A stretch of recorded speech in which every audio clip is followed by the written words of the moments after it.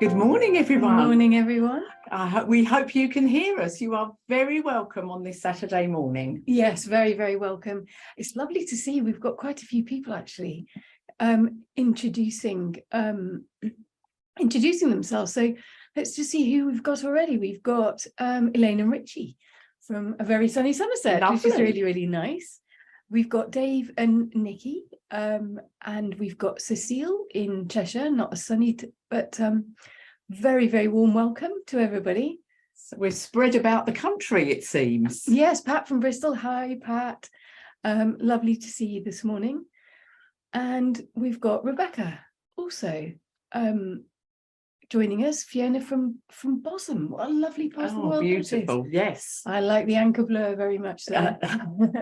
Lovely. Oh, from the Wirral as well, Angie. Good morning. Lovely. And there's Laura. Oh no, Claire. Sorry, Claire from London. And Layla in Glasgow. Lovely. So we're all about the UK, so that's brilliant. We'll see a bit more about that shortly, won't we? We will. And David in Northern Ireland, so that's great. So we just need someone in Wales. Yeah, and then we've done it. Dave from Streatham and Rachel from Wiltshire. Oh, it's lovely to have you with us today. So I'm Genevieve Edwards, and I'm Chief Executive of Bowel Cancer UK. And with me is Claire. Yes, I'm Claire Cochran. I'm Clinical Lead for Bowel Cancer UK. It's wonderful to have you with us today. So, Claire, bring us to order? What are we doing? Right. So the first thing I would like to say is that we are very excited that this is our second to last patient event of the year.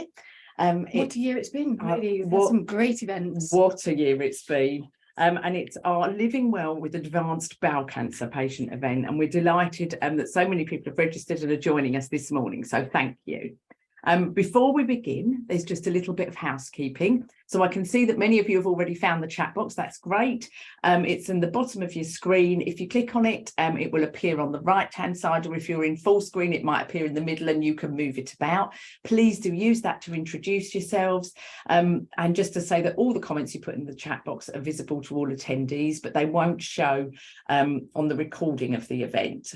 And you can use a drop-down message if you want to send us a private message here at Bowel Cancer UK. So only our staff can see it. So we've got a fantastic tech crew behind the scenes, and they're here for you this morning, as well as for Jen and I to support us. There's also a Q&A box that's at the bottom of the screen as well.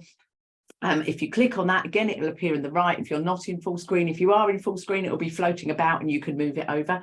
Please use that to ask our fantastic speakers any questions that you would like. They can't see the questions in the chat box, so we really need you to put them into the Q&A, please, if you can, for us. We won't read out any names of anyone who submits any questions, so please don't worry about that. And you can choose to send them anonymously anyway by ticking the box. We won't give any information about you when we're reading the questions, and we'll try and get to as many questions as we can. Sometimes it's not possible for us to get to all the questions, and if we haven't covered it, we will contact you later and let you know what the answers are. We'll find out from our speakers. Yeah, we do manage to get through most things, yes, don't we? We'll try as hard as we can. Don't hold back. Today's session will be recorded, but as I've said, your anonymity will be protected, and we'll be emailing you the link to the recording as well, so you can watch all that content back. And the final thing I need to say is we will send you a survey just to evaluate the session for us. That's really important for us, so we can do as well as we can and keep doing better. If there's anything we can improve, so we will send that through to you.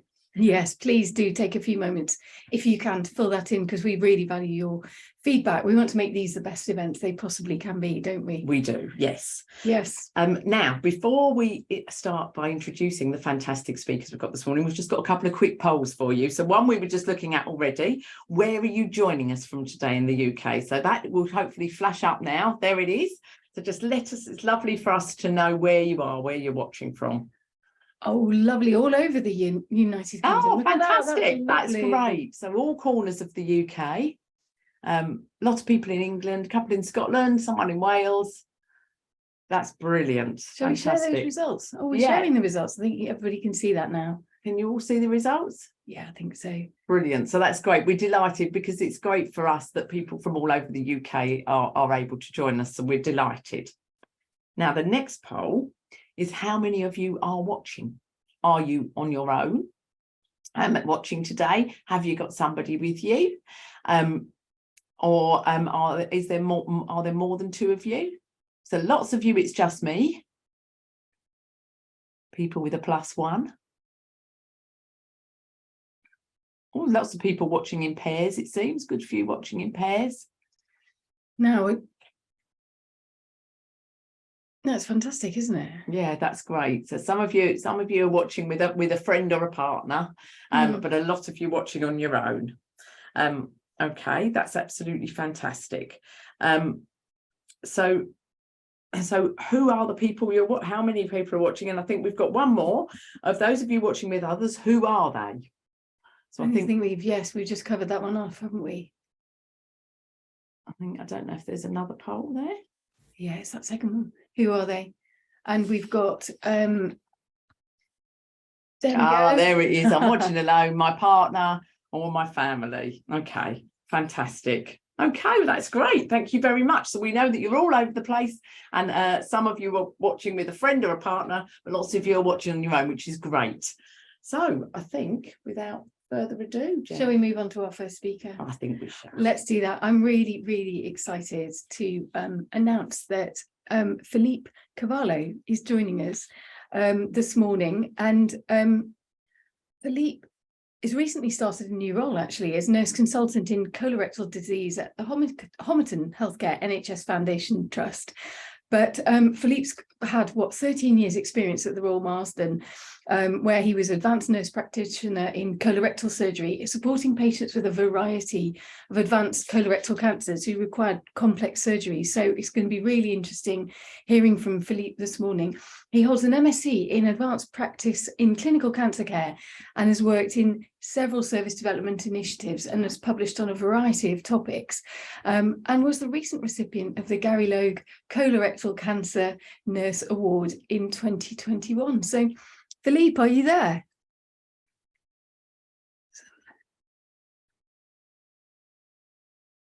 I think he is here, but He is here. he's definitely, we can see him, but we can't hear him.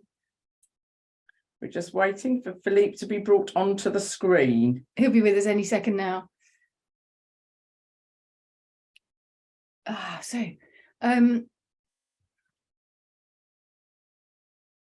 Sorry, I think we're just having a little technical hitch. Just, we're just waiting for Filipe to go. Good morning. It's always worth waiting for, is what I would say. So, that is very kind.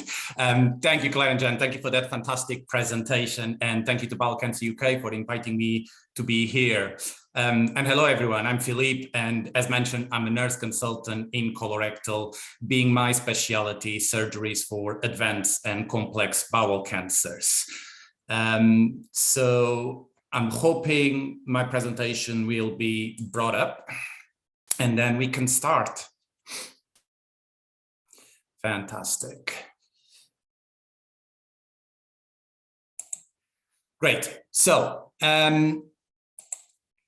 now, if I had been allowed, I could be here all day talking about surgery and what I do. However, timekeeping wise, Bowel Cancer UK always keeps me in well manner.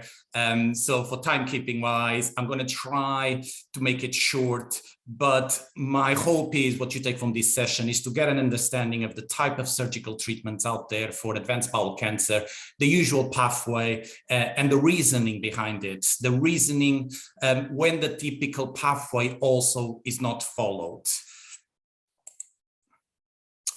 So out of curiosity, I Googled advanced cancer, and the first two search results that I got were these: a cancer that is unlikely to be cured and a cancer that is not possible to cure. Now, I might cause some controversy here, but I'm going to say that I don't fully agree with these definitions. The reason being is that I use words such as advanced cancer on a daily basis, and majority of my patients are patients that have curative surgery for advanced cancer. So what is advanced cancer in my practice?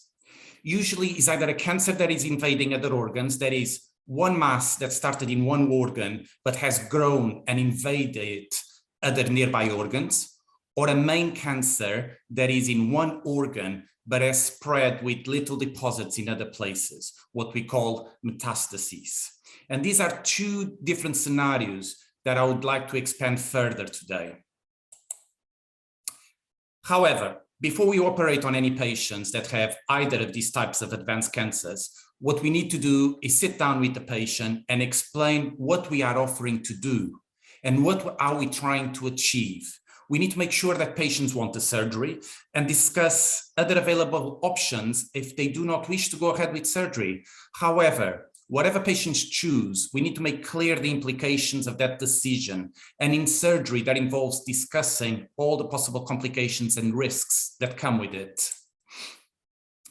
And once we decide that surgery is an option and patient wants to have it, we need to talk about fitness for surgery. And that is the patient fit to undergo a general anesthesia and be given different drugs that are going to put them to sleep and go through a long and complex procedure that takes several hours?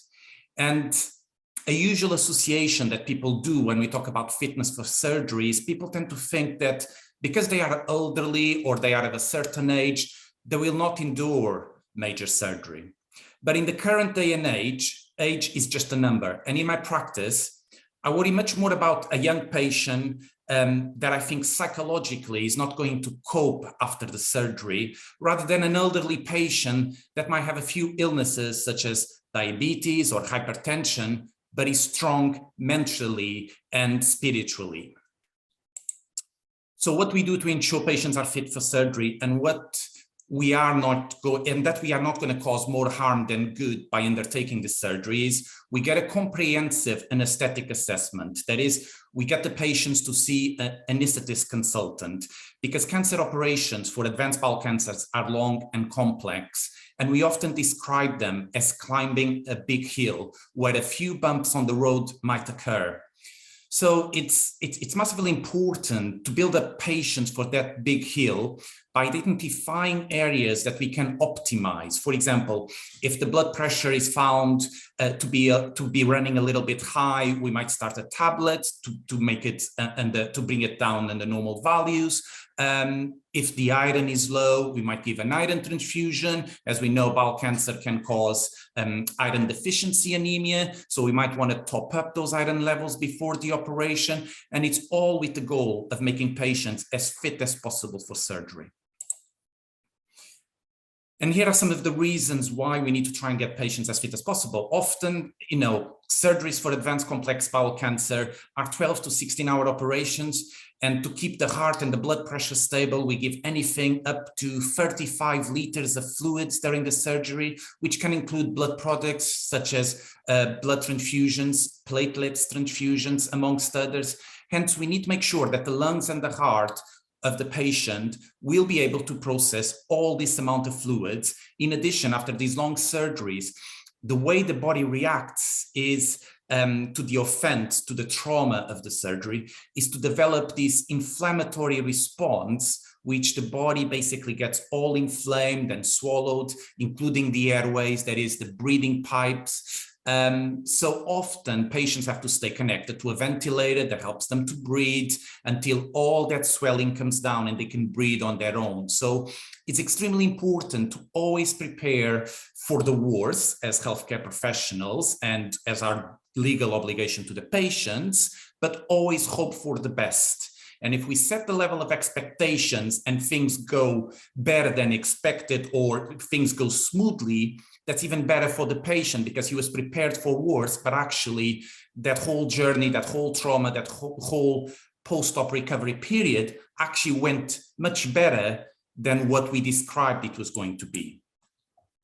And one of the tests we do to check the heart and lung functions is something called CPET, which stands for cardiopulmonary exercise test. And what we do is we get patients to sit on an exercise bike, a normal exercise bike that you would have at home, and we simulate going up that hill while monitoring the oxygen levels, the heart rate, the blood pressure. And by doing so, we are recreating the surgery environment. So we are recreating that whole process that happens in theaters while we're doing the surgery, and we're putting the heart and the lungs under stress so we know how the body of the patient will react to the trauma of the surgery and if it will cope with that trauma, with that offense that is the surgery. Now, what if the patients have a poor CPAT test? That means if they fail the CPAT test, that they fail the exercise test, and the anesthetist says that the patient is not fit for surgery. Well, that's okay. It's not the end of it. What we do from there is we try to optimize patients as much as possible. So we might get physiotherapists involved that can recommend exercise to achieve a better lung function, a better respiratory function. We might refer patients to a dietitian if we think they would benefit, for example, losing weight or having a healthier diet, or things like having protein supplements if they are underweight. We might refer the patients to see a cardiologist, a heart doctor, so we can improve the heart function, or even to a lung doctor if, for example, they have medical history of things like asthma or COPD. And then we give a certain period of time, let's say a few weeks, where the patient sees all these different healthcare professionals, where the patient will try to follow to the letter all the recommendations given. And then we repeat the CPAT again, and we see if the patient does better and see if the patient is fitter and if the anesthetist is now happy to go ahead. And there are certain hospitals that actually have this whole pathway built in, and they call it a pre-rehabilitation or a pre-optimization program, and that has physiotherapists, dietitians, and even psychologists, and that is offered to all patients, not just to the patients that are unfit. It's offered to all patients, so we can try to get patients as fit as possible, because we know if they get them as fit as possible, it is likely that they will have less complications after the surgery, and they will actually stay less time in hospital. And in summary, regarding to the anesthesia, the general anesthesia that is needed for these big and complex surgeries, the points to consider are, is the patient fit for surgery? Does the patient have any previous medical history, or has it had any previous cancer treatment? Most patients have had it to the point they get to the surgery. And does any of that treatment could lead to a few bumps on the road? And how should we prepare for it? Because as healthcare professionals, our job as well is to anticipate any possible few bumps on the road, any few problems that might happen during the surgery or even after the surgery. And if we are prepared for those few bumps, we will act accordingly and more rapidly with the patient benefiting for it. Finally, and what are our options if the patient will never be fit for surgery, which we also have to consider as a possibility. And some of that is surgery versus non-surgical treatment. Furthermore, something that is also very important to discuss with patients is the formation of a stoma, and sometimes even two stomas we need to do, one for poo and one for wee. And this is where specialist stoma nurses are of great support, because they can inform patients about the type of stomas, all types of products out there, and how to regain a normalish life after surgery and with a stoma.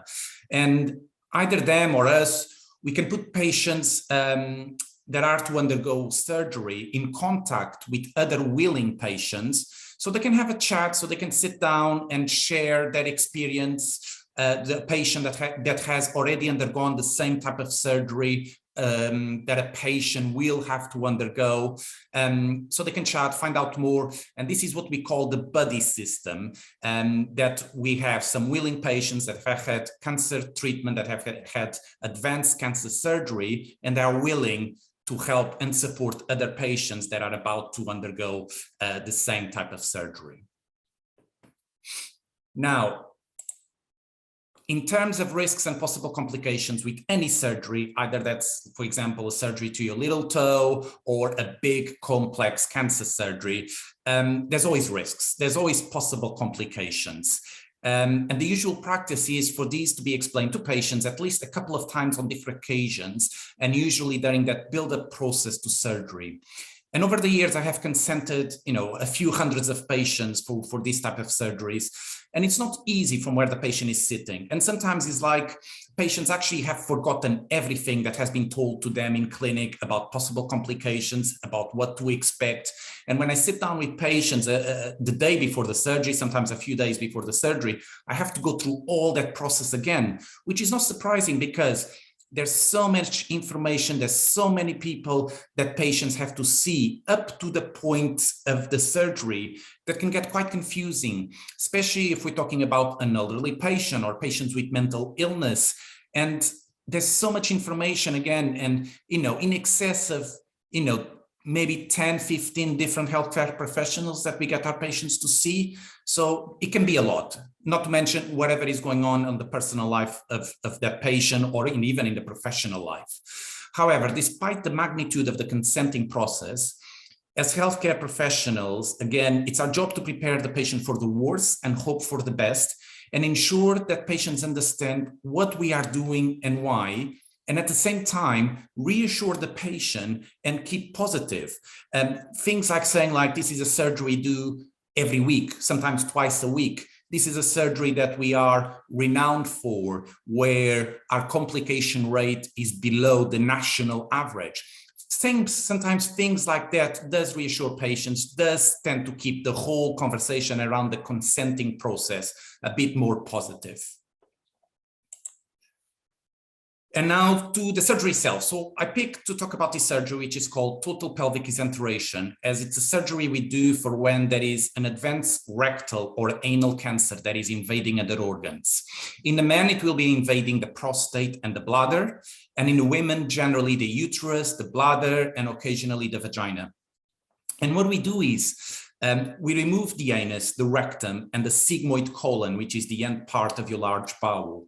And we do a stoma for the poo, and we remove, in addition, let's say in the men, the prostate and the bladder, and we do a stoma for the urine. Now, this leaves a big defect that is a big hole, not so big, but a little hole where the anus used to be.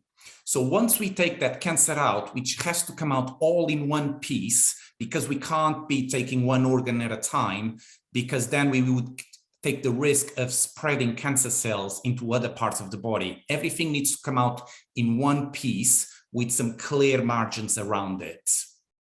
So once we take everything out, that leaves a little hole where the anus used to be. And then the plastic team comes and uses a piece of skin of the patient's body to close that hole and reconstruct the bum to look nice. And sometimes we tell our patients, after the surgery, you're going to have a Kylie Minogue bum.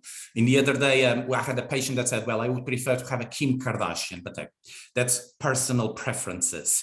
Obviously, this is a big surgery, one of the biggest that the human body can have, takes about 12 to 16 hours. In addition to the colorectal and the plastic team, there's also a neurology team that specializes in bladder. And if it's a female patient, there will also be a gynae team. So at any point, there might be around 20 people in the surgery, and patients tend to stay roughly 3 to 4 weeks in hospital after the surgery. So hence, having a good build-up process, a good pre-optimization process is super important. So these surgeries go well for the patients and also for us as healthcare professionals. And this is what we do.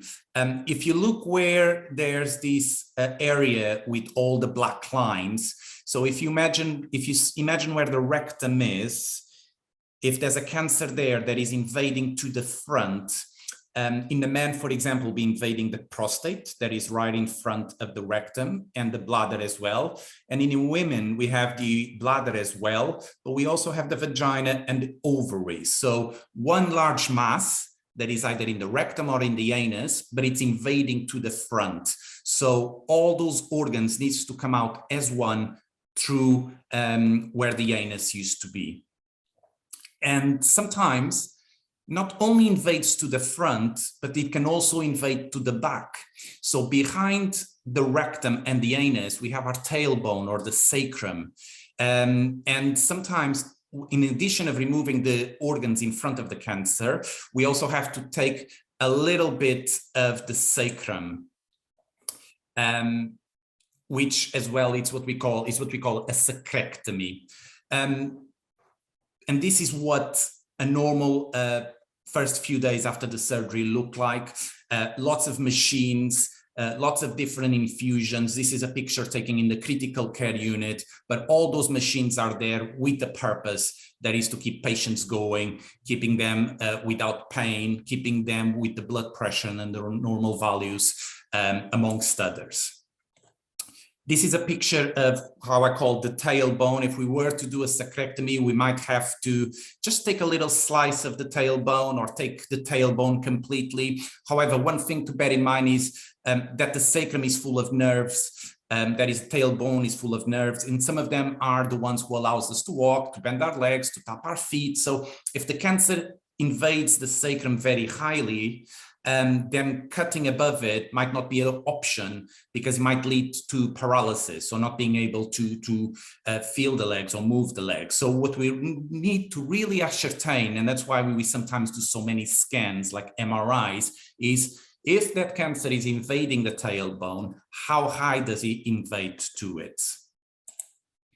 So in summary, the points to consider in total pelvic exenteration surgery are: will the patients benefit from this major and radical surgery, or are they better off, for example, having just a stoma done to divert the traffic of the poo from the rectum or the anus where the cancer is, and, for example, keeping them on maintenance chemotherapy to prevent cancer growth?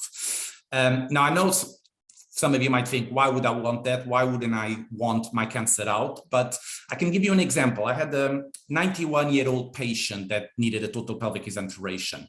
We got him to see our anesthetist, thinking like he's going to say, no way, this gentleman is not going to have the surgery. But our anesthetist came back to us and said, he's 91, but he's fit for surgery. This was a patient that walked to all his appointments to hospital, never got into a cab or a bus or anything. He just walked to hospital every time he had an appointment. So our anesthetist came back to us and said, this gentleman is fit for surgery. Now, obviously we were surprised, but he passed all the tests. Everything was looking good. He walked a few miles every day.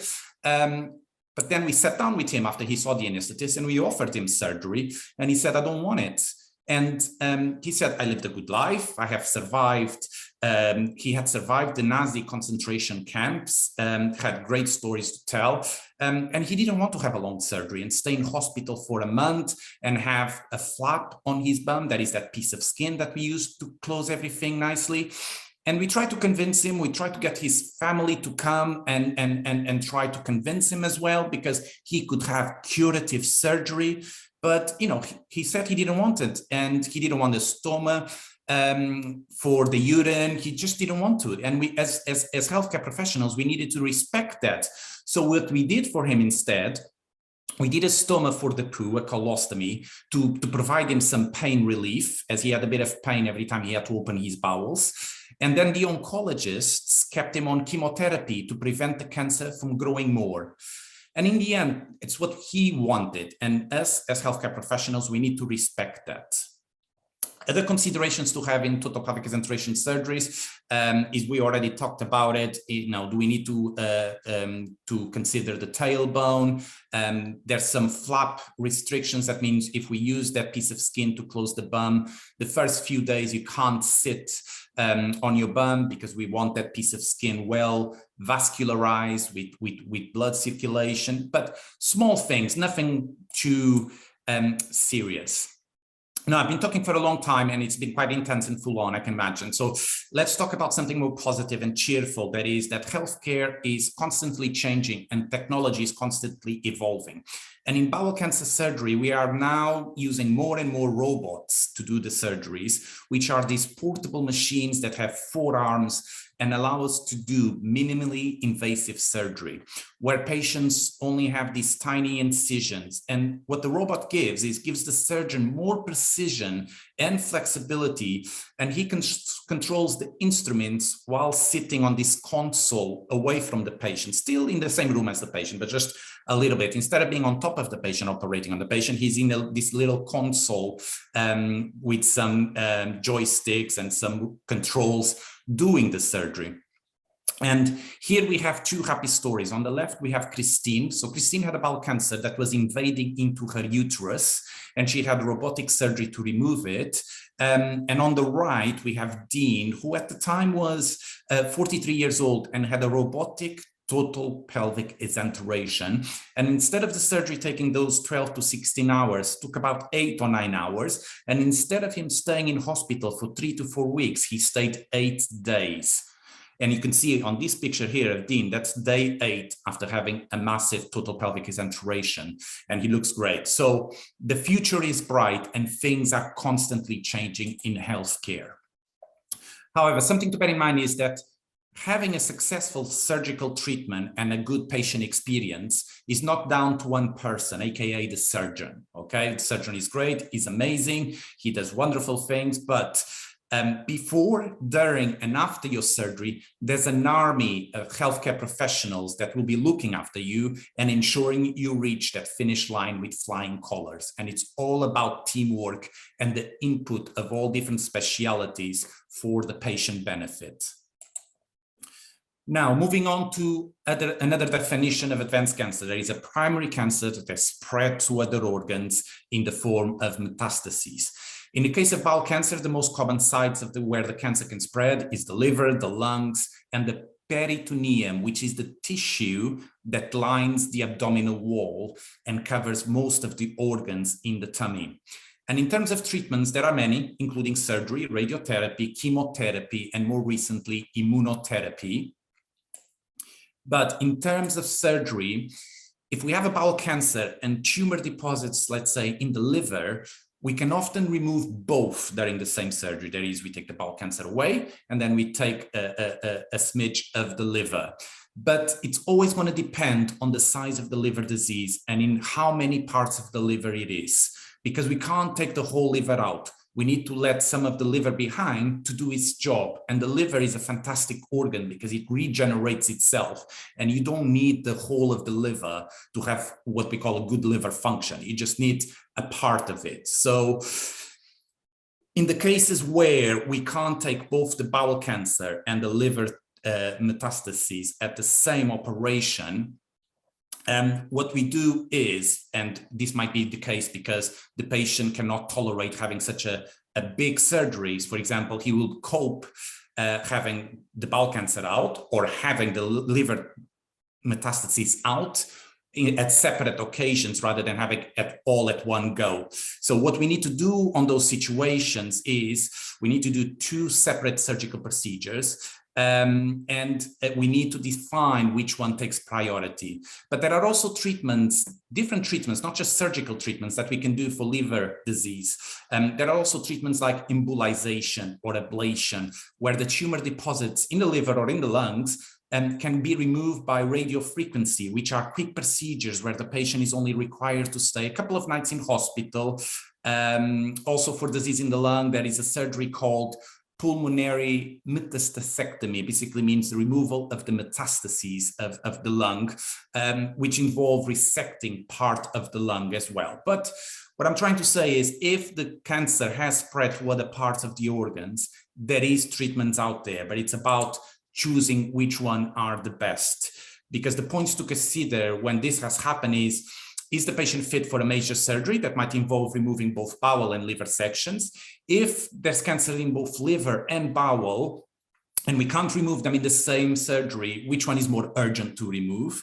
And normally, this is dictated by the one that responded worse to the chemotherapy. So for example, if the bowel cancer has reduced in size with chemotherapy, but the liver disease has stayed the same, then most of the times you would operate on the liver first, because the bowel one has reduced in size, is responding to treatment.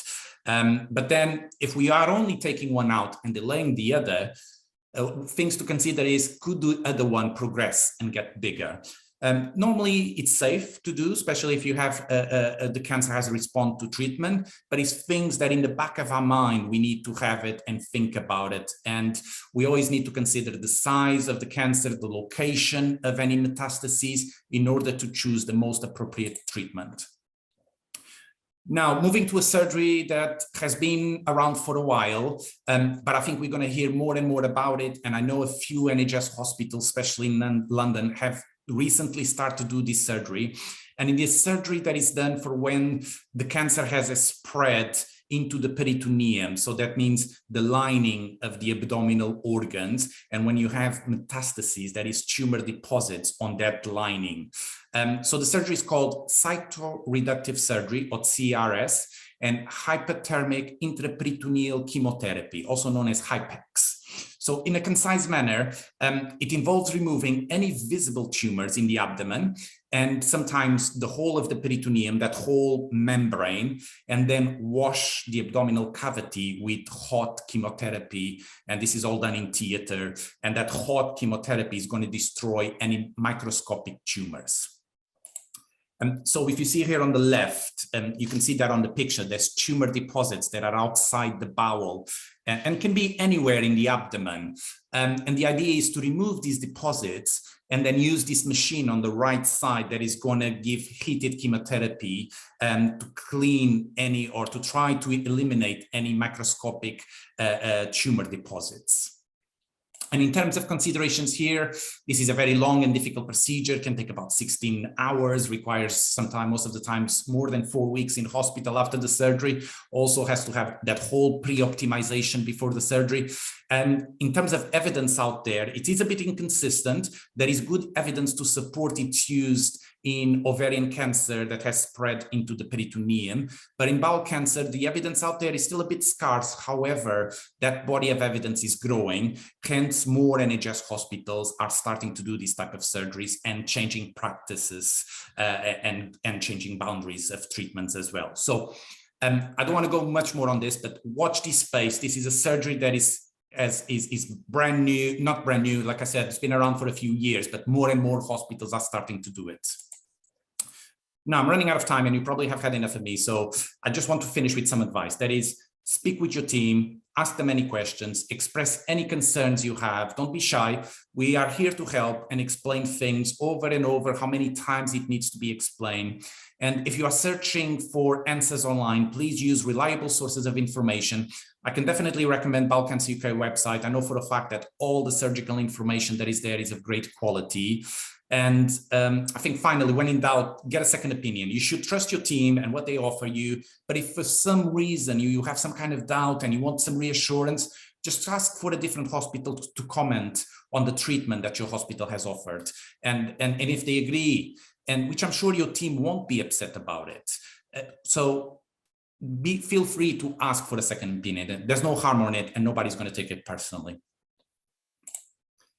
And I think that's it. So thank you. And I think now we will have some Q&A. So fire away. Oh, thanks so much, Filipe. That was fascinating, wasn't it? Absolutely. Huge amount of information there. And not surprisingly, we've got some questions for you. We have. I'm going to start with this one. And the question is, we've had some absolutely brilliant questions. So I think it has been answered to the asker, but it's such a brilliant question that I'd like to put it to you as well.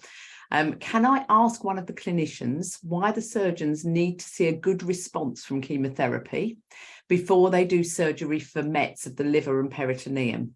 Why are they wanting a good response from chemo first? I think is from a surgical perspective, when a patient comes with any metastases, you want, first of all, try to get rid of all those metastases as much as possible with chemotherapy, which sometimes happens. Patients do not need to have surgery. I've seen many times liver metastases go disappearing with chemotherapy. So instead of, putting the patient through a big and complex surgery, you normally would try chemotherapy, which has more, let's say, less risk of complications for the patient. And then you want to try to reduce the size and the number of it as much as possible. And if it doesn't respond well to chemotherapy or any other type of non-surgical treatment, what you need to think is you're anticipating the future. Is if this disease has not responded well to treatment, and if I operate on it, which might not be a possibility, but if I have the opportunity to operate on it, in the future, what is going to happen? Is it likely that that disease is going to come back or not? So these are the things to consider, because you don't want to put the patient through a big and complex treatment if you're anticipating that that disease is going to come back shortly after the treatment. So those are the things to consider. And everything we do is always aiming the best outcome for patients in terms of being cancer-free or having the cancer reduced as much as possible. Thank you, Filipe. That's a great answer. Thank you. That's really helpful. Really helpful. I've got another one, Filipe, which is, it says, could you tell us about SBRT gamma knife, please? I'm not eligible for ablation as Met's too close to a major blood vessel, but my oncologist mentioned SBRT. Yeah, so I think, ablation is a type of treatment available out there, but yes, it does have indications and limitations, and blood vessels are one of them, which, again, you want to do what's best for the patient. You don't want to put them through a procedure that might that has a high risk of complications. I'm not very familiar with SBRT, but I presume it's probably a more targeted radiotherapy, I would say. So if that's a possibility, I think it would probably reduce the field of the ablation. I think it will happen. So it has less likelihood of hitting that blood vessel. However, it's something to discuss with, like any treatment, discuss possible complications and anticipate the outcomes. Yes, and it seems in this case that the oncologist has mentioned it, so that's great advice. Yeah, absolutely. Just talk it through with your oncologist and see why they're thinking that may be the route for you. Exactly. For your treatment. Very much so. We've had another question here. So I'm just going to take this one here. It's a great question, and it's, what role does a physio play in colorectal cancer treatment? So a very important role. Currently, the hospital that I'm at, we have a pre-optimization program. So any patient that is about to undergo colorectal treatment, either radiotherapy, chemotherapy, or surgery, she gets those patients to go to the gym, which is fantastic, and try to get them as fit as possible.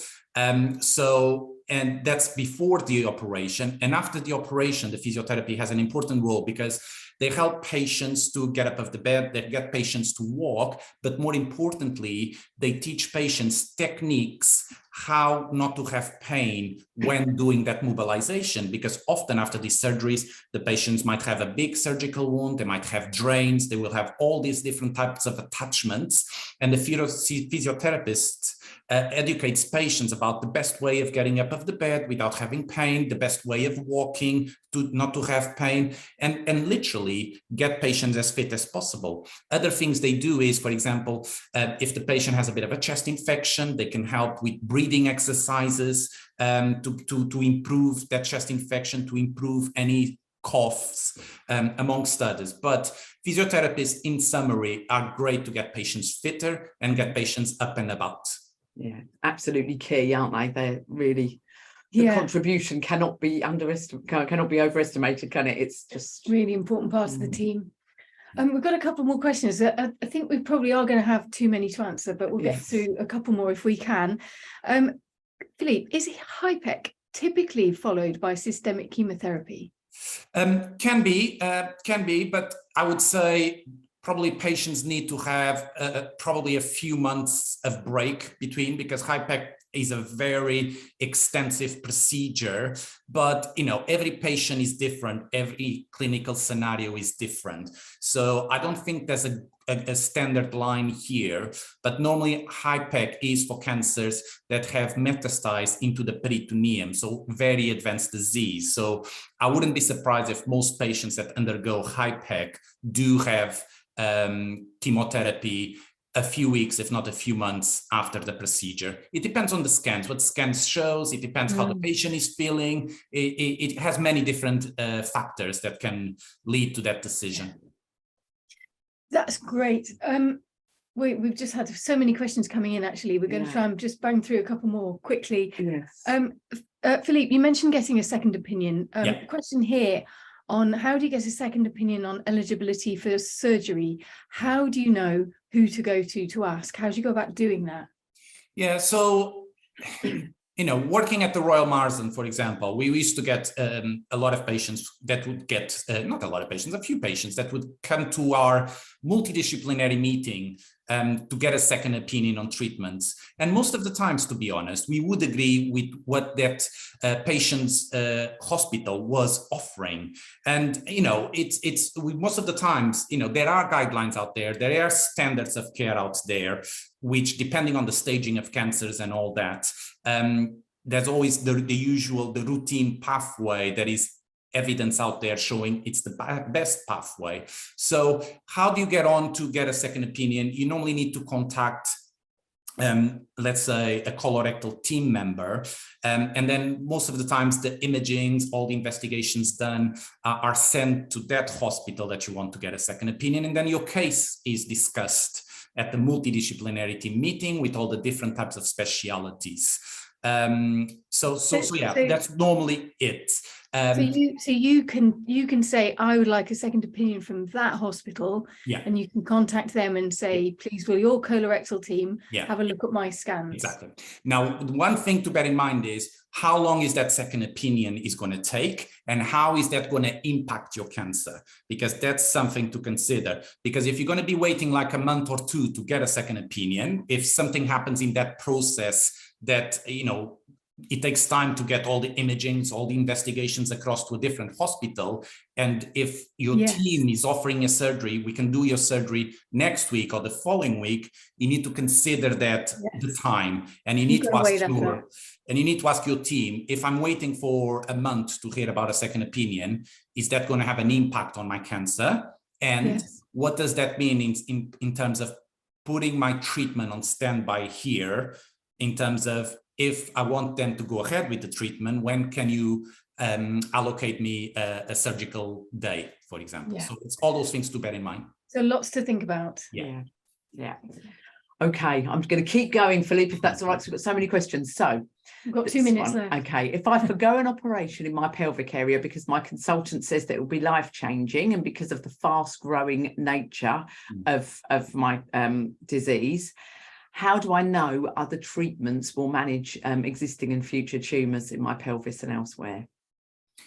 It's difficult. It's difficult. I think as healthcare professionals, what we can say is what the evidence out there shows. So if we're discussing different types of treatments, is the evidence shows this or that, basically. In terms of complications or risks, there's a percentage of this or that.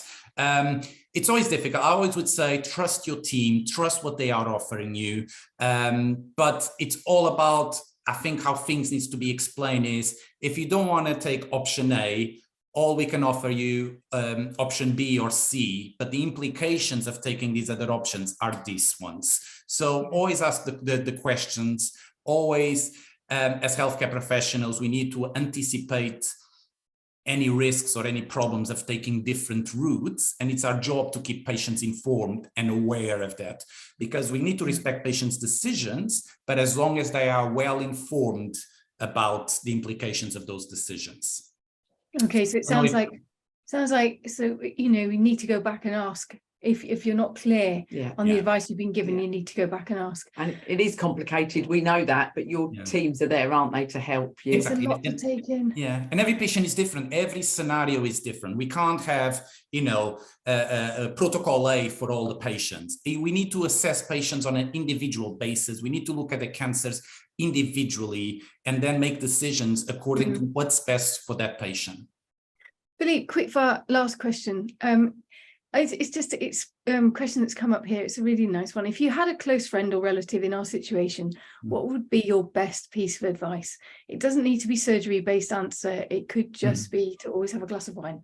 Yeah, I think it's being a healthcare professional for many years now, I have recently been as a patient on the NHS. And when you're on the other side, it can be quite daunting. It can be quite stressful. It can be quite scary, to be honest. And I think it's about I think mostly say, look after your mental health. I would say that's the main thing.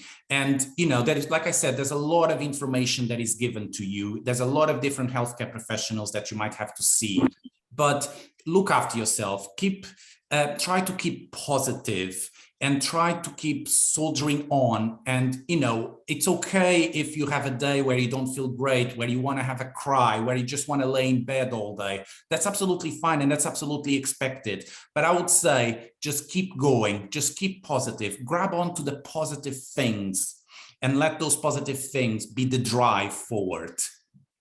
That's a lovely answer. Thank you. Fantastic. Now, anybody who hasn't had an answer, and there are a few of you, I'm sorry about that. Yeah. We will come back to you after, won't we? We will get back to you and we'll look at them all. And we might get an opportunity to put them to another speaker a bit later on. So yes. But thank you so much, Philip. We could have gone on all morning, but we must continue with the morning. So lovely to see you as ever. Thank you. Likewise. Thank you for having me. Thank you. You're welcome. Now, without further ado, I would like to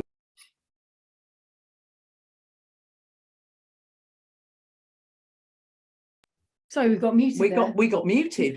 Sorry, hopefully we're unmuted again, because I'm introducing our next speaker, who's absolutely fantastic. It's Professor Richard Wilson, Professor of Gastrointestinal Oncology.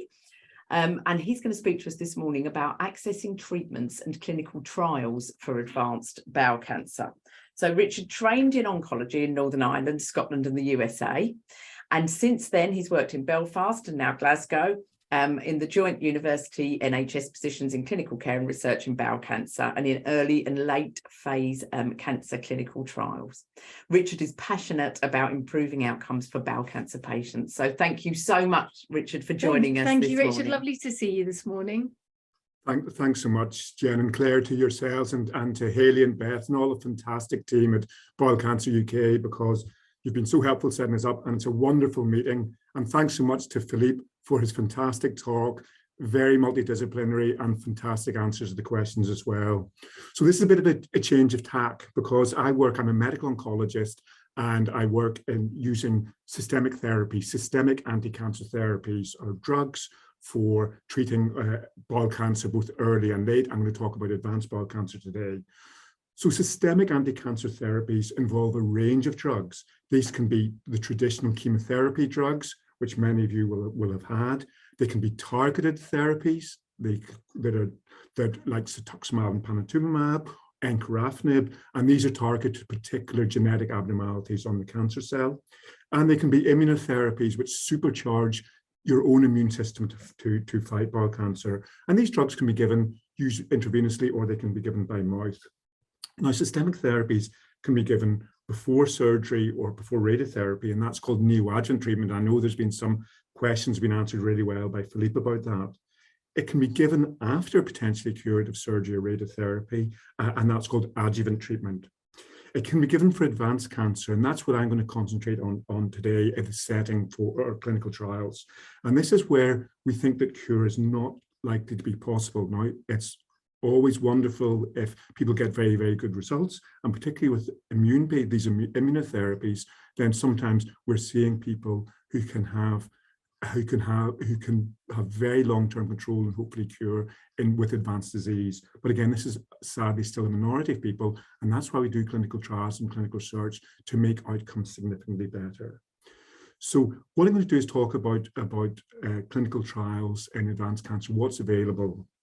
And one of the most important things is improving access. So whenever you or your family member, your significant other is in a consultation and they're talking about a new line of treatment for advanced bowel cancer, always ask the question, is there a clinical trial available locally or elsewhere for this? And always ask, because sometimes people will not tell you about them. Sometimes there's not those trials running locally, but we all work in regional networks, and it's a bit like second opinions. We're delighted if people travel. It's hard, but to travel and get clinical trials. So always ask about a clinical trial whenever a new treatment is being discussed. And when you've had all of the licensed treatments, because there is a usually 3 lines or maybe 4, depending on your particular bowel cancer, of licensed treatments that that are funded, we're allowed to give, always ask about referral for early phase trials of experimental investigational treatments. So I work both in the NHS getting standard treatments, but I also am one of the people who works in early phase trials. And I see a lot of bowel cancer patients who come who have exhausted all of the standard treatment options, and we're looking then at experimental treatments. And sadly, that's a lot of people in our unit and all the similar units across the country. So having said that, I'm just going to go on a bit. I work very closely with pharmaceutical companies and with biotech companies, and some of that involves me getting paid to do things. Some of it involves research funding. That is okay, but I just want to put up my disclosures here. To work and to advance, we have to work very closely with people who are producing new drugs or new devices or developing new techniques, and that is okay. But the important thing is I work, as this slide shows, with a range of people. I'm not working solely with one company and therefore promoting their own portfolio of drugs. So I work with a wide variety of companies. So what are clinical trials? Well, clinical trials, they're just research studies that involve people.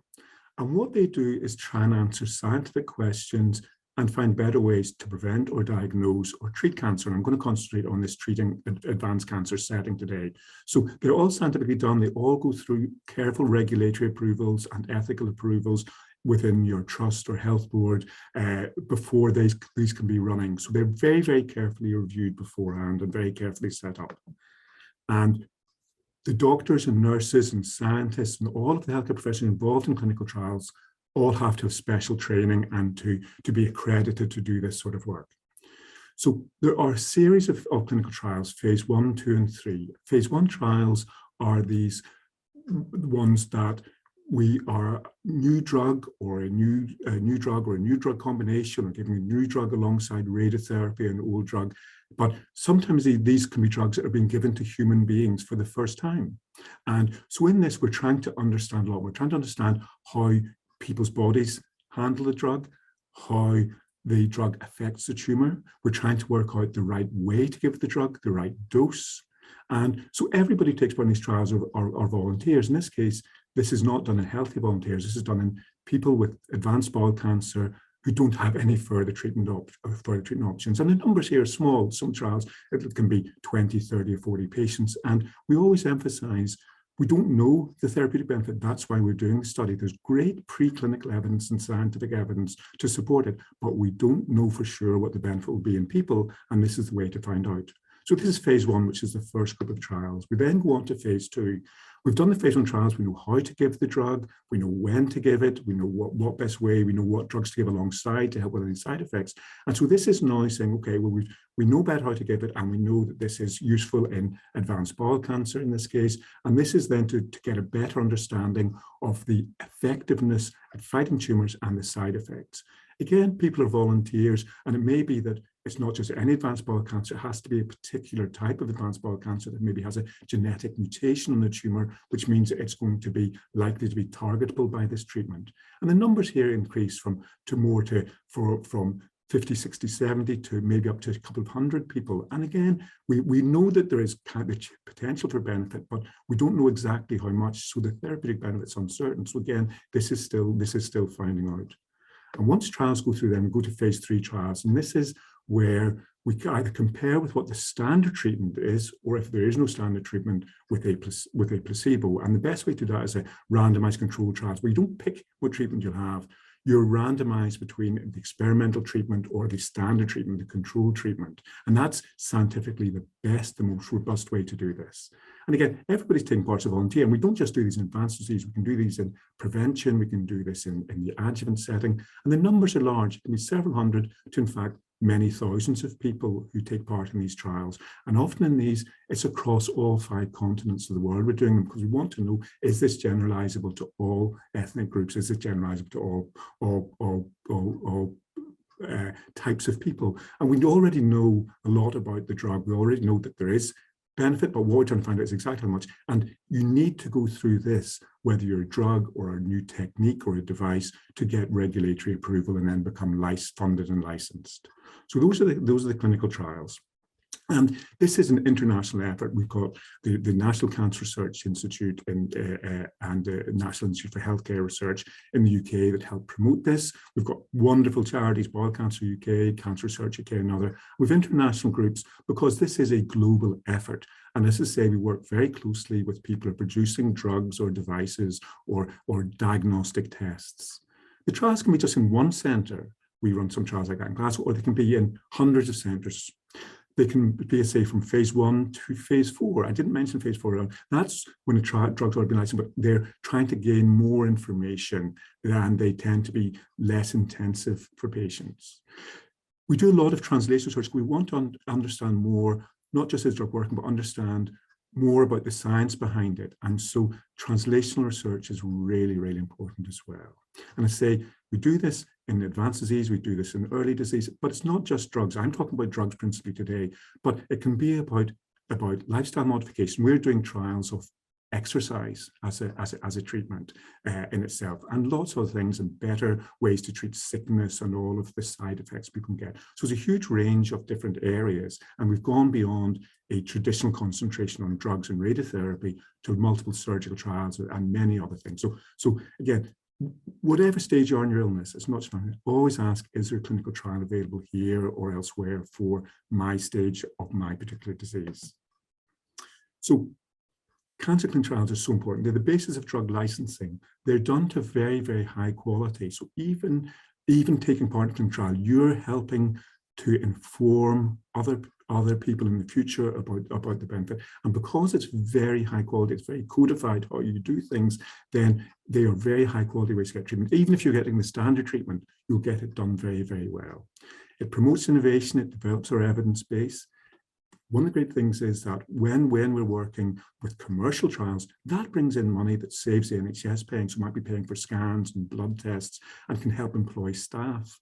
And often with drug trials, we get many millions of pounds worth of drugs that otherwise would have to be paid for. Now, they may be experimental, but if they're paying for the standard drugs as well.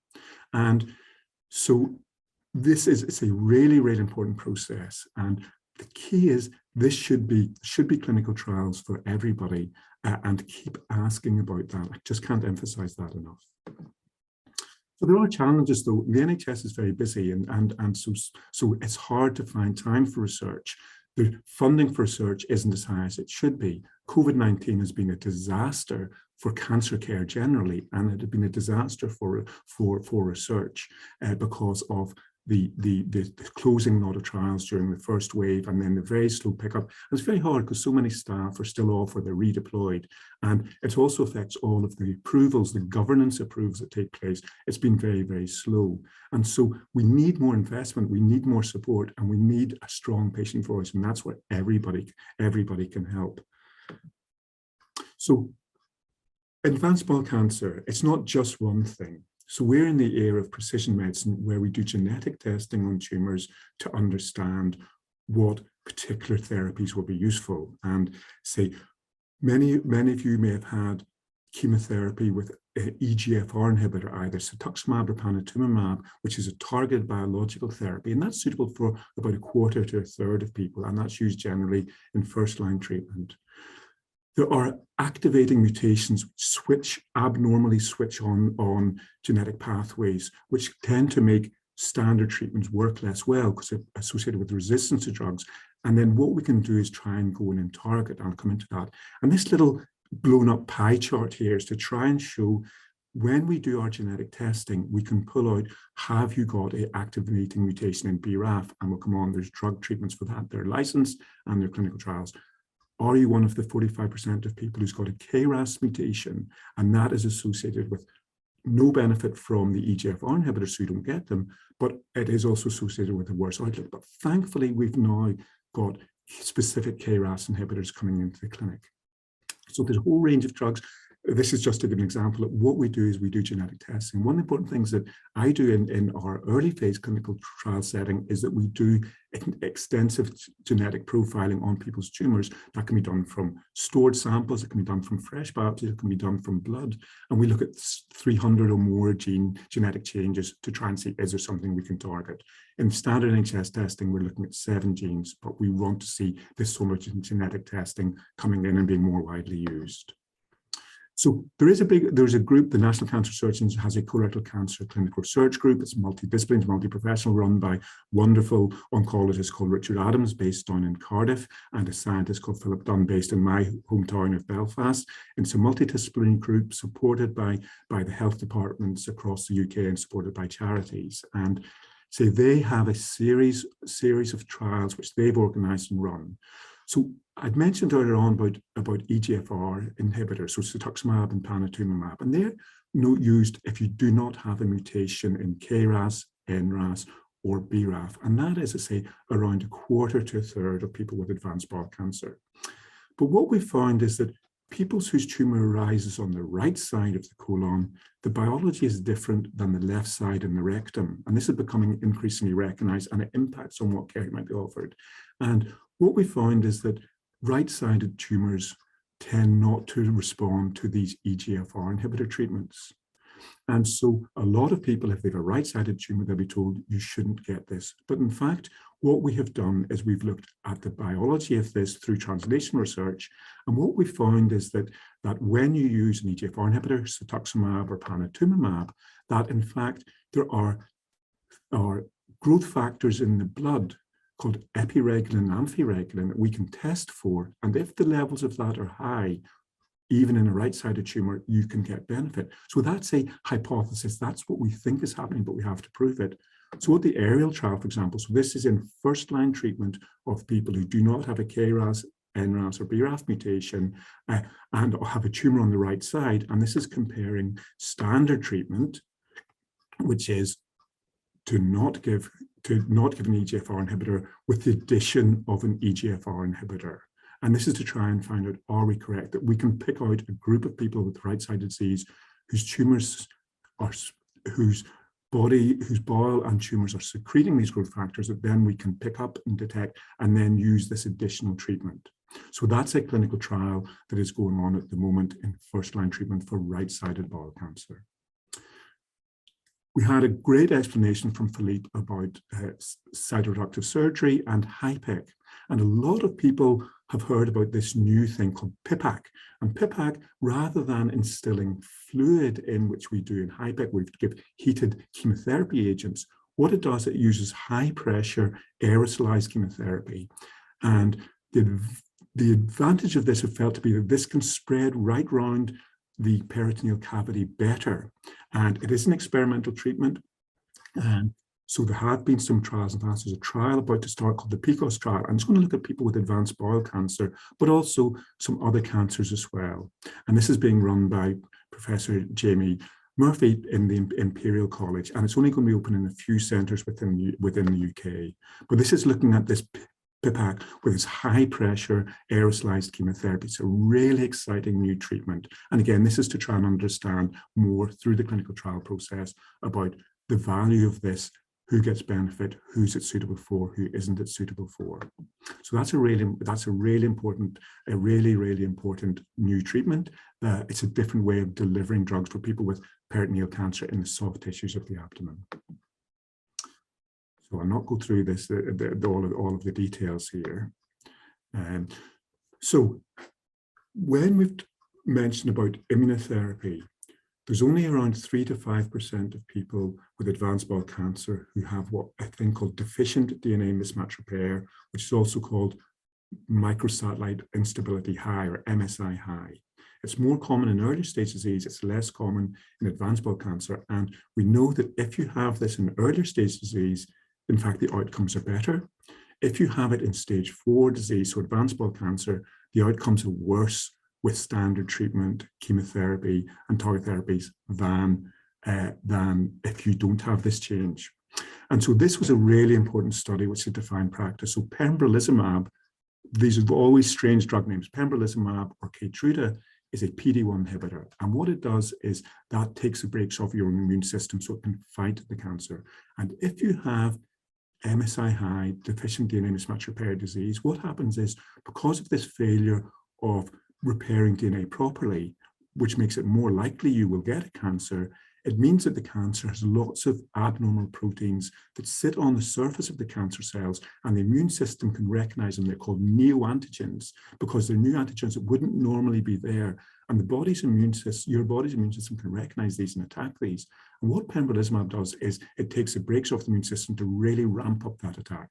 So this trial was really important. This was a first-line trial for people with DNA mismatch repair deficiency, 3 to 5% of people. This was a global study. It was run in the UK by Kai-Kin Shu in University College London, and he did a great job in getting this into the UK and getting access for people. And what it showed was that the outcomes were significantly better. Now, this is a thing called a Kaplan-Meier survival curve. And what these do is if you look on going up the way, that is the percentage of people who have an event, and this is a progression of their cancer. And if you look on the bottom axis, that's time. So this is measured in months. So it's going out to 4 years. And what these curves do, this is the people randomized in blue to the pembrolizumab immunotherapy, and in purple for the people who got standard chemotherapy with or without a targeted therapy. And what we found was initially the people who had chemotherapy did better, but at about 6 months, then we started seeing this advantage. And we can see that coming out towards 3.5, 4 years, we can see there's a very, very major difference. So on average, the progression-free survival was doubled from 8.2 months to 16.5 months for people who were getting the experimental treatment, the immune checkpoint inhibitor. And we can see at 12 months or 24 months, significant improvement. But one of the problems is that just under 30% of people just don't get benefit from this, and that's why the curve is worse at the start.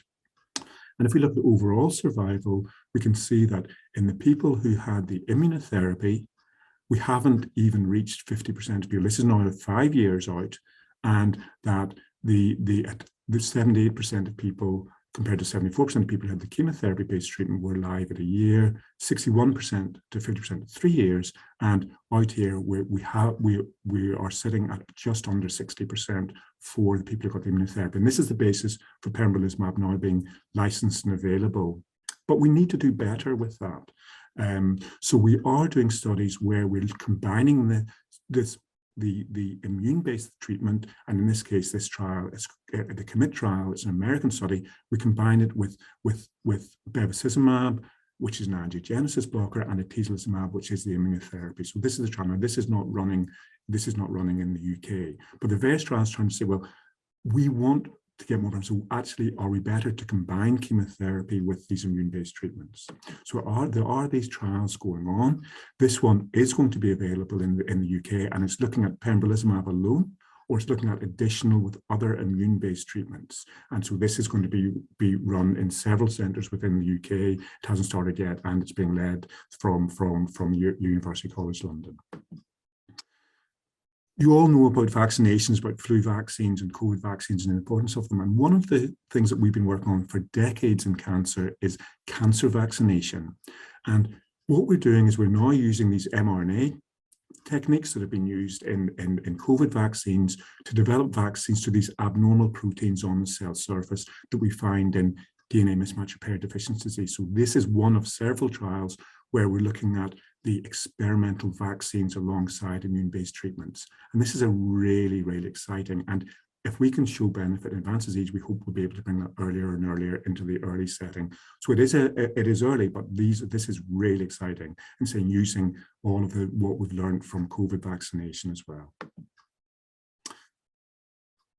BRAF V600E is a genetic change in 8 to 10% of people with bowel cancer.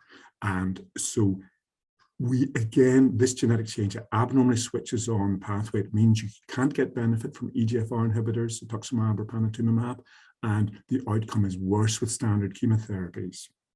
So this study was the Beacon study, which we ran in the UK. And what we did here was, we know that BRAF, which is the second circle down in this, the protein, it's abnormally switched on. And we looked at a specific inhibitors, and we looked at encorafenib, which inhibits this abnormal BRAF, alongside an EGFR inhibitor because it stops a feedback loop forming. So we don't use EGFR inhibitor with chemo, but we can use it when we have a BRAF inhibitor. And what we looked as well, so that was 2 drugs. We looked at 3 target drugs. We also looked at the next step down in the pathway, a MEK inhibitor as well. So we've been doing this, and say this is now standard treatment based on these results, showing that people did much better with either 2 or 3 target agents in cancer treatments. Safe, and very importantly, looked at quality of life, and the quality of life was much better for people who had these treatments, which are now standard. And we're now running a trial in the UK called Breakwater, which is in the first line setting. That's the next step. KRAS is in this pathway as well, and we said that KRAS traditionally we couldn't target, but we now can target a specific KRAS mutation called G12C. That's only 3%, only 3 in 100 people with advanced bowel cancer have this. And what we can do is with drugs coming in, there's one that's already licensed in lung cancer. We have the same mutation called sotorasib, and there's another one coming as well. There are others coming as well. And what we see is that on its own in bowel cancer, that this was in the phase 1 trial looking at different doses. But what we saw was some people were getting tumor shrinkage. It wasn't incredibly impressive, but there was some evidence of activity. And so what we're doing is building this now, because what we realize is, again, with these abnormal pathways, you try and block it at more than one level. So we're actually using it alongside an EGFR inhibitor, and the results are much better. And so there's a clinical trial called Crystal 10, which is running in several sites in the UK in second-line treatment if you are one of these 3% of people who have this specific KRAS mutation. So it's worth asking, if you know you've got a KRAS mutation, it's worth asking your oncology team, what type is it, and am I suitable for a clinical trial? And so there are lots of other exciting things, including vaccinations for mutant KRAS as well. So there's really a lot of exciting things happening in KRAS mutant colorectal cancer. There are other very rare mutations. NTRK is a gene that, if it's abnormal, it tends to drive childhood and teenage cancers, but about 1 in 100 people with bowel cancer have this. It's not checked for in a standard thing, and that's one of the things that we look for in our 300 plus abnormal genes. And what we do is we look, and across the country, if you're able to access this tumor genomic profiling, then there is the ability to go on to get treatment in a clinical trial with these TRK inhibitors, which are oral targeted therapies. And they're really exciting, but it's under 1 in 100 people with bowel cancer. Say there are other rare genetic changes as well, or spawned in other ones that can be targeted also. So always ask, is tumor genomic profiling available for me? So thank you so much for listening, and I'll be delighted to answer any questions. I can see the question box is filling up, so we look forward to answering those. Thank you so much, Wow. Richard. That was a real whistle-stop tour, wasn't it? It was amazing. Fantastic. So much information. It won't surprise you to know, Richard, we've had so many questions. So Let's do them. Let's get on. as many through as we possibly can. Right. You were just talking about mutations there, Richard. One question that's come in is, should I know what my mutation is? This is something my oncologist has never discussed with me. Fantastic question, thank you. Yes, specifically ask. In the NHS setting, standard setting, we test for DNA mismatch repair, which is linked obviously to Lynch syndrome, and that's 4 different genes. And then we look at KRAS, NRAS, and BRAF. We have specific treatments for BRAF mutant disease, and we are now getting our treatments for KRAS disease and mutant disease in clinical trials. So you must ask, you have to ask. Your oncologist should have told you, but if they haven't, or it's been missed somewhere along the line, just ask to know, because that's really relevant information for standard treatment as well as clinical trials. So please, everybody ask and understand. The more you understand, the more you'll be able to ask the right questions of the team who are looking after you. Yeah, really good point. Yeah. So we've got another one here, it's quite a specific one. What are the KRAS inhibitors coming in, please? And I have read that KRAS G13 may be responsive to immunotherapy. Okay, so let's say the most common mutations in KRAS are the numbers are 12 and 13. So they're those most common ones. We have drugs for KRAS G12C, and the G and C are the switch in particular amino acid sequence. So at 12 is a site on the KRAS gene. So it's only 3 in 100 it's KRAS genes, but there are other new drugs coming through there in these very early, these phase 1 trials now, which are much broader range of 12 and 13, and indeed others as well. And so we're trying to develop drugs which will cover all of these mutations, not just a specific one as well. So those drugs are coming. And so it's really important to know and to ask. Now, so there's very limited access across the UK to these trials. They're running in several centres. So remember, ask, just because it may not be available where you live, ask, well, what about the university hospital in my region? What about university hospitals in other regions? We work very hard in clinical trials to facilitate people moving around the UK. We want to have people all everywhere. The people are not victims of their geography, that everybody gets an equal access. That's really interesting, and it follows on to another question that we've had, Richard, which is about how you find clinical trials.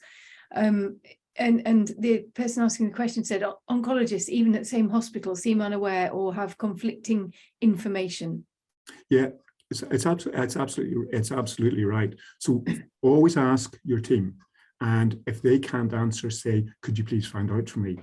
Often the specialist nurses will know as well, which will be really helpful. But so, and where do you go? Well, you go to the fantastic Bowel Cancer UK, who are just such a useful source of information. You also go to Cancer Search UK, and they have a really, really good thing on what's available, not just for bowel cancer, but all cancers. And then the other thing is consult Professor Google. Google it yourself and find out. It's amazing how many people who I see who said, well, I looked myself and found out about this because I hadn't heard it from the team looking after me, and that's why I get in contact. And then that will give you who's running trials in what part of the country. So contact them, phone through to their secretaries, or phone through or email them and ask them. Yeah, that's great advice. We're here to help and to guide people. So don't worry about bothering people. You just get on the email, you get on the phone, and you be proactive. We have, I know they've been putting it in the chat, we have an Ask the Nurse email service. Please do just email us, and we will try and help you as much as we can, point you in the direction. And quite often, as Richard said, it's about Googling and looking at the Cancer Research UK website. Are great at having up-to-date lists of trials. Yes. So please do get in touch. We will try and help. And you're not bothering people. You're asking. You've every right. Expectations, you should be being offered clinical trials, and we know that the access is different in different places and depends on how specialized and how research active the people in the oncology team are. It doesn't matter whether they're surgeons or oncologists or who they are. So just ask and just ask those questions. It's not a bother. The healthcare professionals are here to look after you and to serve you, not the other way around. Thank you. Right, we've got some more questions. This one says, what can you tell us about dendritic cells? Dendritic cells. So dendritic cells are your immune system fighting cancer. Dendritic cells are a subgroup of immune-based cells, are really important in engaging the immune system. And so there are therapies which boost dendritic cells. And there are vaccines and there are other approaches. There are multiple other cells that are important as well. And so this all comes under the category of experimental immunotherapy. Now, I know some people go to supplement centers in Germany that do a lot of work with dendritic cells, but it's expensive and you're away from your support networks. So that's something you need to consider carefully. But there are lots of trials using targeting dendritic cells and other immune cells going in the UK. And often they are these phase 1 and phase 2, these earlier phase trials. None of these treatments for targeting dendritic cells are licensed in the UK or indeed anywhere else in the world. Okay, thank you. There's another one here. It says, I'm a stage 4 cancer patient with liver mets. I've had Capox with 5-FU and irinotecan. Unfortunately, they haven't worked. My team have said the only option is Longsurf. Is there any other option for myself? I did ask about trials, and they said to wait 3 months and see how Longsurf works. Would Avastin be of benefit for me? Great question. So Longsurf is this oral chemotherapy drug we use in third line. There is clinical trial evidence that adding bevacizumab is beneficial. It is not, bevacizumab sadly is not funded in the NHS, although it's licensed, it's not funded. And so there are some people who have taken part in trials. There are some people who will self-fund, who are lucky enough to have private health insurance, but that's a very small amount of people.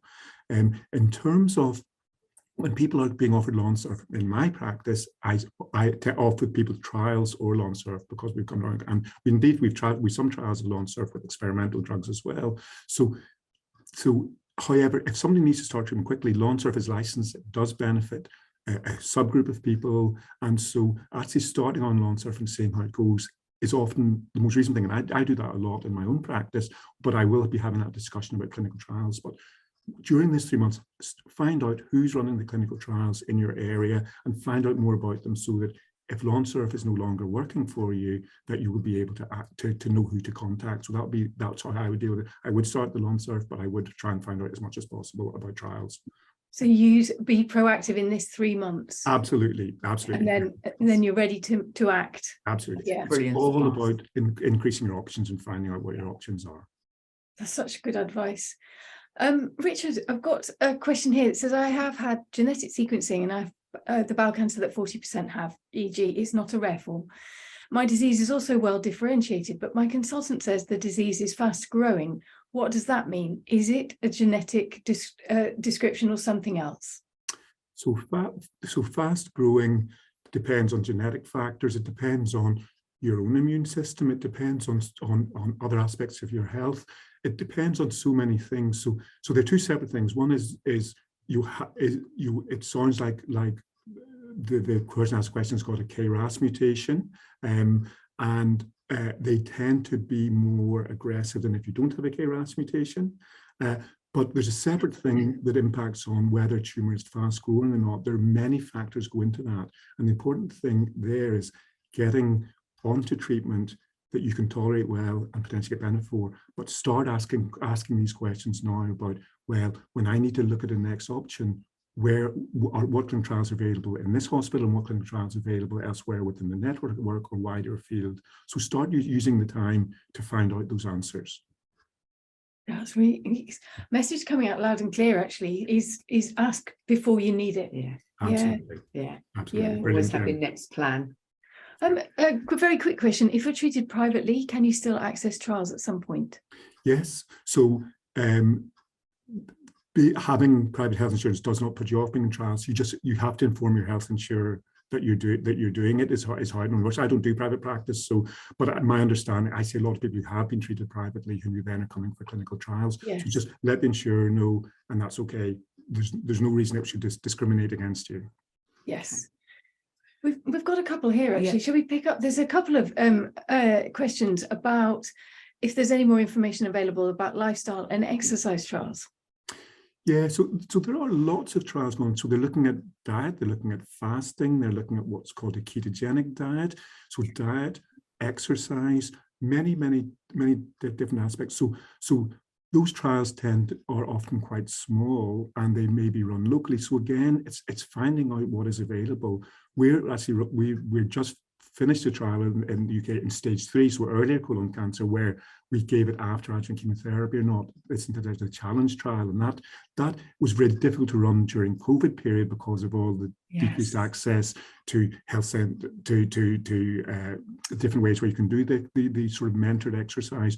But do ask, they are out there. It's not just all about drugs. Lifestyle issues are important, and understanding our microbiome, the bugs that line our gut and how they impact. There's lots of really exciting studies on that. So please do keep looking and keep asking what's available.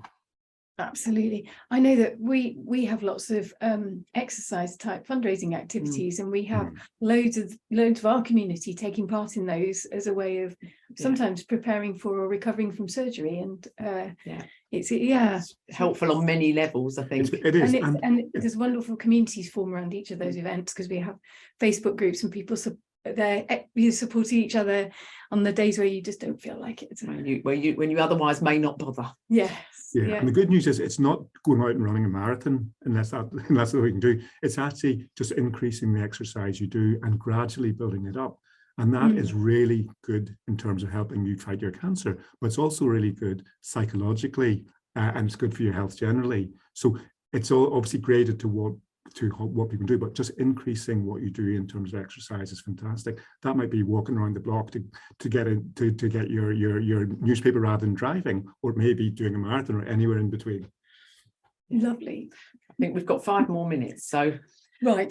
should we do this nice long one? Leave that one to Okay, you. so my wife had an emergency laparotomy and open sigmoid resection for obstructive mid-sigmoid tumour adhering to the lateral pelvic peritoneum in 2020. After surgery, she had chemo, then METs found in both lungs, 21, 22, removed the microwave ablation and wedge resection with microwave ablation wedge resection, now September 2022, 6 nodules in the right lung. She started chemo again and then perhaps targeted chemo. The fact is that metastases is ongoing. So when is the decision for last resort made to decide if eligible for experimental trial? Is it not better to try a clinical trial now, get genetic testing now? Yeah, brilliant question. So that sounds to me, and that's it. This person's wife is on second line treatment. And say we do have trials in that. So where it might be standard treatment with an additional drug or one of these exciting drugs that's coming through. So at every point, ask about what trials are available, but asking now about what the options if this is no longer working, because it may be looking at these early phase trials. They probably is Lonsurf ahead as Lonsurf as an NHS option. There may be some complexities there, but asking what's available at the next step. It's just getting that information and widening your options is the key. Yeah. Yeah. Okay. So I'll do this next one. Yes. So a friend of mine heard from genomic testing that she is HER2 and could have Herceptin under compassionate grounds. This is hormonal, correct? I'm on HRT and worried it might be boosting my cancer. Okay, so there's no impact of HRT or on bowel cancer. There's a bit of a myth about that. So HRT, if it's appropriate for you, is perfectly safe if you have bowel cancer. So that's number one. The HER2 is, we know in breast cancer and stomach cancer that Herceptin is a targeted treatment. In bowel cancer, I didn't put any slides up because of time, but between 3 and 5% of people with advanced bowel cancer have this abnormal amounts of the HER2 protein, and that can be targeted. Now, Herceptin on its own will not help. We've done the trials and that doesn't work. We actually need to use 2 or 3 drugs, but there's really exciting drugs coming through that are linked, that are targeting HER2, linked to targeted chemotherapy. So those are things like antibody drug conjugates, but they're also tablet forms that will work alongside chemotherapy. So there's a couple of different options, and there are trials ongoing at the moment, like the Destiny CRC trial in centres in the UK, and that's a really important test. We would desperately want to see people having HER2 testing, because it's between 3 and 5% of people whose tumours have that, and it can be targeted, and the trials are really exciting. So please do find out more, the person who asked this question. Yeah, someone has just said, how would one go about accessing more extensive genetic testing? Yep, so ask in your hospital, is that available? It may be available, as in Glasgow, where I work, through the early phase trials unit, but we get a lot of people earlier on are referred in because they're finding out about their options for longer term. So that's one way. In England, there's a system, this sort of more widespread genomic testing is going to be coming in, but the availability is still patchy. It is a clear movement, and it's just one of the many things that's been held up because of COVID. Yes. Where you can pay for genetic testing, but it is expensive. There's different ways to do it, but it can cost several £1,000s, and most people don't have that money to be able to spend on it. So ask what's available in your hospital or in your network, and there should be a way of accessing this. And that's a great question, and I really encourage everybody to do that. Okay. I think we've got another sort of 2 minutes, and then we've got to stop. If I had a recurrence of rectal adenocarcinoma, I've been told my only option is surgery. Is it worthwhile seeking a second opinion regarding other possible options? Yeah, so as Filipe said in his fantastic talk, everybody has a right to have a second opinion, because it may be that giving chemotherapy or radiotherapy together will be useful, even if you had radiotherapy before. It may be. So there may be treatment, or there may be a trial that is ongoing that you can find out about. So please do find out. And again, one of these things is the genetic testing of your tumor, because remember, there's a really exciting data, it's very early, of people who have deficient DNA mismatch repair with rectal cancer, where every first 18 patients who got a PD-1 inhibitor in New York, all of them had complete clearance of their disease. Now it's early days, so that really might come back. interesting. So please find out about your genetics, and please ask about what else is available. Ask for second opinions for sure. Another very quick one, and then I think we'll have to have a final question. I have mucinous adenocarcinoma. Does this mean my cancer is unlikely to respond to chemotherapy? Great question. This is one of the biological factors that, in general, if you have a mucinous type, then they tend to respond a bit less well. We're doing a lot of research to understand why, and there actually are investigational drugs coming through to target mucinous types of bowel cancer. So in general, the outlook may be worse, but for individuals, it may be absolutely fine. But that is one of the things that we'll look at. And knowing that, it's great you know that information, whoever asks that question. The more you know, the more you're able to ask the best questions of your oncology team. Yeah, that's really sound advice. Yeah. Richard, this is a question that came up for Filipe earlier, and we've been asked to ask it of you as well, which is that if you had a close friend or a relative in our situation, what would be your best piece of advice? It doesn't need to be a medical based answer. It could just be go for a walk or have a glass of wine. Okay, so understand as much as you can about your cancer. Ask as many questions of the people who are looking after you. Ask about access to trials, to genetic testing, and ask about the whole range. Because sometimes, again, my advice to people is actually what we want to do is give you the best possible quality of life for as long as possible. And in fact, the side effects of treatments may just be detrimental to that. So there are a whole range of options, and it depends on the individual, their health. It's a very careful discussion to have. But there are times whenever having a glass of wine, going for a walk, concentrating on lifestyle and enjoying life is the right thing to, absolutely the right thing to do. And that is advice that I give regularly to people in the clinic. But it's understanding the people who look after you know most about you, working with them about what your options are. But sometimes that is the only option. It's really important. I say, well, what other things can be done to improve and to maintain my quality of life? So that's really, really important. Wonderful. Thank you so much. We could have at least another hour, couldn't we? Yeah, we really could. We haven't got to all the questions, so I do apologize, but please, if we didn't answer your question, could you just do email us? Yeah, please do. I don't know, there's two more left, I think, that I don't know if you've got time, Richard. If you haven't, we'll get to them afterwards. But yes. No, I'll be here. I can answer whatever, and again, I can answer through Bowel Cancer UK, through email or whatever at a later stage. Delighted. Thank you so much. You've been fabulous. Thank you. It's wonderful to have you with us. Thank you, Richard, and see you again soon. Yeah, no, my pleasure, and thank you so much for organising it, and thank you to all the people who asked great questions and who are on and learning more about their cancer. So remember, ask about trials, ask about genetic testing, ask what the options are. Thank you so much, everyone.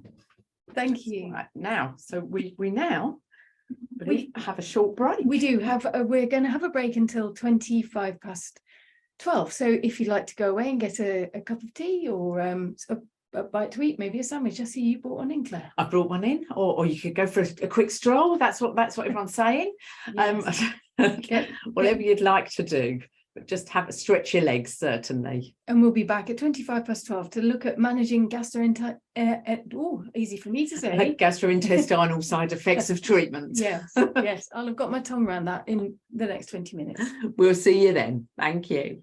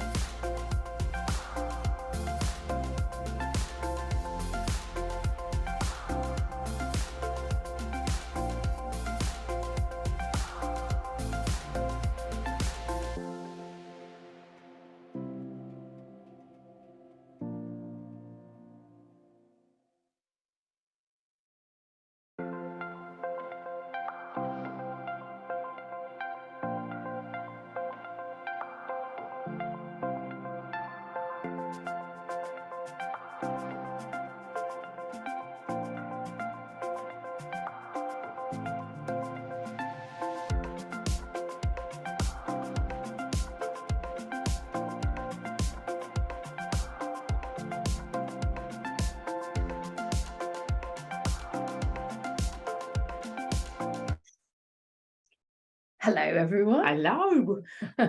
Welcome back. Welcome back. Welcome back. It's lovely to see so many of you still here with us because we've got a really, really good program for you for the starting now. And so I think, given the number of questions that we've been having, we should crack on with this. Yes. It might be worth just introducing ourselves for people joining new. And I'm Jen Edwards. I'm the Chief Executive of Bowel Cancer UK. And I'm Claire Coughlin. I'm Clinical Lead for Bowel Cancer UK. Welcome. Welcome. We are really delighted to have you here at our session this afternoon. And next up, we're going to be hearing from Rachael Edwards, who is clinical endoscopist and clinical nurse specialist in gastroenterology at the University Hospital Landau.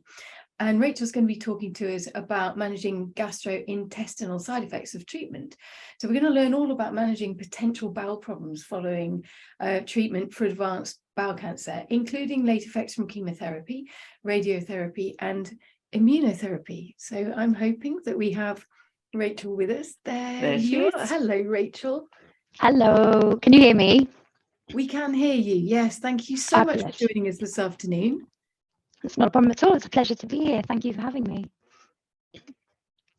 I hope, please, I'm in work. It's a Saturday. There shouldn't be anybody here interrupting me. But if a cleaner does suddenly come in halfway through and start emptying bins, I'm very sorry. Please just ignore them. Hello, thank you ever so much for having me here today. It's a pleasure to come and speak to you. My name's Rachael Edwards. As you've already said, I'm a clinical endoscopist. I'm a specialist nurse. I perform colonoscopies for about 65–70% of my time. The rest of my time, I help to look after patients who are having side effects after having cancer and having cancer treatment. I look after patients who've had bowel cancer, but I also look after people who've had other malignancies as well. So I look after some people who've had gynecological malignancies, prostate cancers, anal cancers as well. So I cover a whole host of people.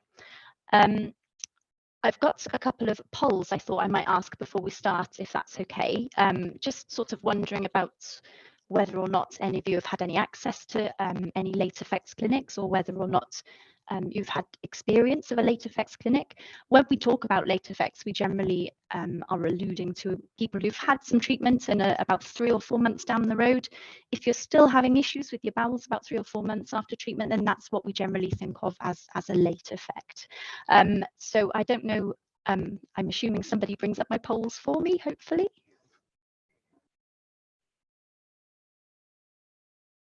Lovely. So hopefully you can see that. So the first question I was going to ask you is, have you ever experienced bowel problems after you've after your treatment has finished? And how many of you have sort of a few months down the line and are still having issues with your bowels? Sorry, Rachael, just while that poll's coming in. Yes. I think it's Claire, your headset's a little bit crackly. I don't know if you can sort of just adjust something. I think it's only a little bit. We can hear you, but it's just crackling a little bit. Oh gosh, right, hang on a minute. It's all right, don't worry, but it just... How about now? Speak again. Any better, any different? I'm not sure. I think it might be a bit better. A little bit better. Let's see. Yes. Please let us know in the chat if you're finding it difficult to hear, and we'll try and find another technical solution. Yeah, we can hear everything you're saying. It's just a little. Oh, that's okay. Sorry. Oh, I think that is a bit better. Let's see how we go. Thank you very much. No need to apologise. A little bit. That's okay. Lovely. Oh, so a few of you of about a third of people then are having issues sort of going forward. Well, it's quite evenly split, isn't it? Some people are fine and have no problems, and about a quarter not really sure. Okay. So hopefully this talk will be relevant to sort of some of you or all of you, or hopefully it might just be useful for those of you who aren't quite at that stage yet, but who are a bit worried about what might come when that time comes. I can't see my slides at the moment. I don't know if they're somewhere. Excellent. Can you see those?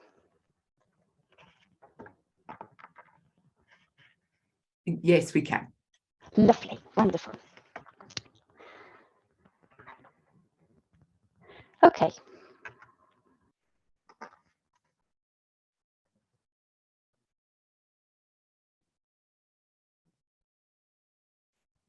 So I'm just having some difficulties getting them to go forward. There we go. We're moving just a little bit. So what I'm going to talk to you today is about some of the side effects that you might get after having the following things. So I'm guessing a few of you probably have had surgery, radiotherapy, possibly chemotherapy, immunotherapy, and each one of these treatments comes with their very own challenges after you've had your treatment. So what I want to try and do is just draw your attention to a couple of little investigations that you might want to undergo. Sometimes we can find some interesting diagnoses in people, and hopefully give you some tips to manage these symptoms going forwards. And also a really important thing is just sort of give you a bit of extra support and point you in the right direction of people who can hopefully help you a little bit going forward.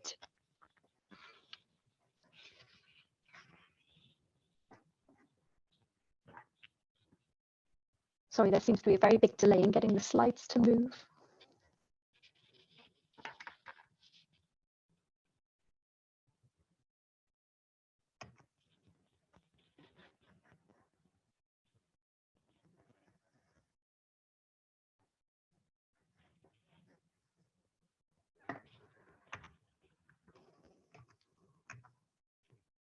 There we go. Okay, I'm really sorry about the delay. I'm not quite sure why that's happening. So this is the first picture I thought I'd put up for you here, and it's just a very basic picture of somebody's abdomen, as it were. So your large bowel, you can kind of see is the structure that comes around up the left side, across the top, and then down the right side. And in the middle, you've got a great big long length of small bowel. Your small bowel is very, very long. It can average about 6 meters in length. Some people it's about 3 meters. Some people it can be up to 9 millimeters. And in order to fit it all in, it all has to get sort of squashed up in between everything. And it was once described to me as being a little bit like a bag of wet spaghetti. So you've got this structure which continuously moves and contracts and moves around in the middle of your pelvis. And this can become a little bit problematic if you're having treatment, especially if you are having anything like radiotherapy, because as much as we try and target the areas that we need to, sometimes your small bowel and other structures can sort of move around and get in the way a little bit, and can sometimes get in the firing line a little bit as well. So sometimes it's handy for people just to see roughly where your small bowel sits in relation to your large bowel as well. Similarly, just quickly, I thought I'd put up this slide as well. This shows you where all your main lymph nodes are as well. And that's handy if you've got an advanced cancer diagnosis, so that you can see roughly if you're having treatment to any of your lymph nodes. Again, these aren't always in your pelvis, they can be scattered all over the place, and sometimes having treatment to those nodes can sometimes cause problems in other areas as well. So as part of my role, these are the most common things that I find when I'm talking to people after they've had treatment. A lot of people will suffer from a lot of these symptoms. The most common ones that I tend to notice, urgency. Urgency is a massive, massive problem. People will say to me they eat something and then very, very soon after they feel like it's just coming straight out the other end. It's going straight through them. And that can be common even if you haven't had surgery or anything like that. And again, it's common in other cancer sites. The urgency, the need to open your bowels can be really, really overwhelming. The other things people mention a lot of, mainly diarrhea, weight loss, bleeding is a big one as well. And bleeding is a very, very emotive thing. And I'm sure a lot of you before you had your diagnosis would have possibly noticed some bleeding from your bottom. And it can be quite alarming then when you've gone through your treatment and then you find you're noticing the bleeding again. It can make things very, very anxious for you. Where is the bleeding coming from? Is there something there that I didn't know about before? Or is this coming from somewhere else? And is this a side effect of treatment? So there's a lot of things people tend to notice when they've had their treatment and they've come out the other side and they've had all these changes and their bowels just don't seem to be quite right afterwards. So I'm sure a lot of you will probably have had surgery, and there's lots of different types of surgeries, which I'm sure you probably know about already. I'm afraid I wasn't able to join you this morning because I was ferrying my children around Cardiff, but I know that you've had a brilliant talk already on surgery for bowel cancer. Your large bowel is mainly responsible for absorbing fluids. So when your feces enters your large bowel, your body draws all that fluid back in again. And what sometimes happens is the more of your bowel that you've had removed, sometimes your bowel is less able to absorb all of that fluid back in that it needs to. And you're more likely to have sort of changes to your bowel afterwards, especially sort of soft, loose, sometimes diarrhea type symptoms. The other thing we tend to find with people is if you've had a certain part of your bowel removed, in particular the rectum, that people afterwards tend to struggle a little bit, especially with that urgency that we talked about before. And that's because your rectum's very, very important. It acts as like a storage facility for your feces. The aim being that it will sit there for as long as it needs to and dry out. Your body will reabsorb all the moisture out of it. And then when you're ready to pass it, you go to the toilet and you pass your motions. If you've lost that storage facility, you haven't got as much room there, and all of a sudden, as soon as something lands there, you feel that urge to go very, very quickly, and it can be a really overpowering urge. Usually the symptoms go after about 6 to 12 months, but some people will say that sensation stays with them for a very, very long time.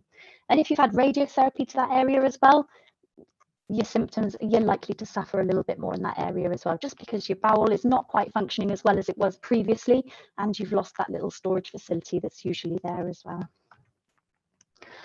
So if you've had chemotherapy, you will be well versed, I'm sure, in things that can happen after you've had your chemotherapy. When we're looking at the gut, the main thing that we notice, or the main thing that people tell us, is they can get a horrible diarrhea. This does usually settle. If you're really, really struggling, what we tend to think about doing is maybe giving you some steroids just to help calm things down, anti-diarrhea tablets, and things like loperamide, which I'm sure you may have taken at some point, or even just a bit of gut rest where you have fluids just for a few days, just to let everything try and settle as much as you can. It's really important to point out that actually sometimes your symptoms could be caused by something else. So it would be very tempting to say, okay, I've got these symptoms and it's likely due to the chemotherapy, but it's really important to make sure that we're not missing a trick and there's nothing else going on at the same time. So it might be worth just checking your pancreatic function as well. And that's something we'll come back to later on this talk as well. And also make sure that you haven't got any intolerances or anything in your diet that might be causing it. And again, we'll come back to that a little bit later on in the talk. Fatigue can be absolutely crippling. A lot of people tell me that after they've had their chemotherapy, they get what they call like their chemo fog, chemo brain, where actually they can't remember things and it gets really frustrating, and it can be really, really, really draining. Other things people mention, peripheral neuropathies, especially in fingers and your toes. And a lot of ladies will report symptoms to do with like early menopause and things like that. And if you are experiencing symptoms like that, please go and seek help. Please go and ask somebody and, ask that question. Could this be early menopause? There's lots of weird and wonderful side effects to chemotherapy. Please to speak to your medical team if you're having a side effect that you think might be caused by it, to see if there's anything else we can do to help you with those. Immunotherapy, lots of you may have had immunotherapy. It's sort of becoming more and more popular, as I'm sure we've heard this morning already. About a third of patients who have immunotherapy will experience colitis in some shape or form. And what happens is sometimes you can develop some ulceration in your bowel, and a lot of patients will notice some bleeding potentially. And it's because your bowel, it becomes very inflamed. But we can treat this. One important thing to notice, that progression-free survival is actually higher in people who experience some colitis symptoms. And the symptoms that you can get include very extreme diarrhea, and sometimes you'll notice blood mixed in with it. If you think that this might be happening to you, it's important to get advice early and get investigated early. The first thing we'll probably want to do is have a look in with a camera. We don't necessarily need to have a look around your whole bowel, but certainly the lower part of your bowel, just to have a look and see what's going on in there. We might want to take some samples at the time just to rule out any infections, or take some stool samples as well to ensure you haven't got any other infections in your bowel at the same time. If we do think that your immunotherapy might be causing a bit of inflammation in your bowel, then there are things that we can do. So rehydration is very, very important, making sure you've got plenty of fluids on board.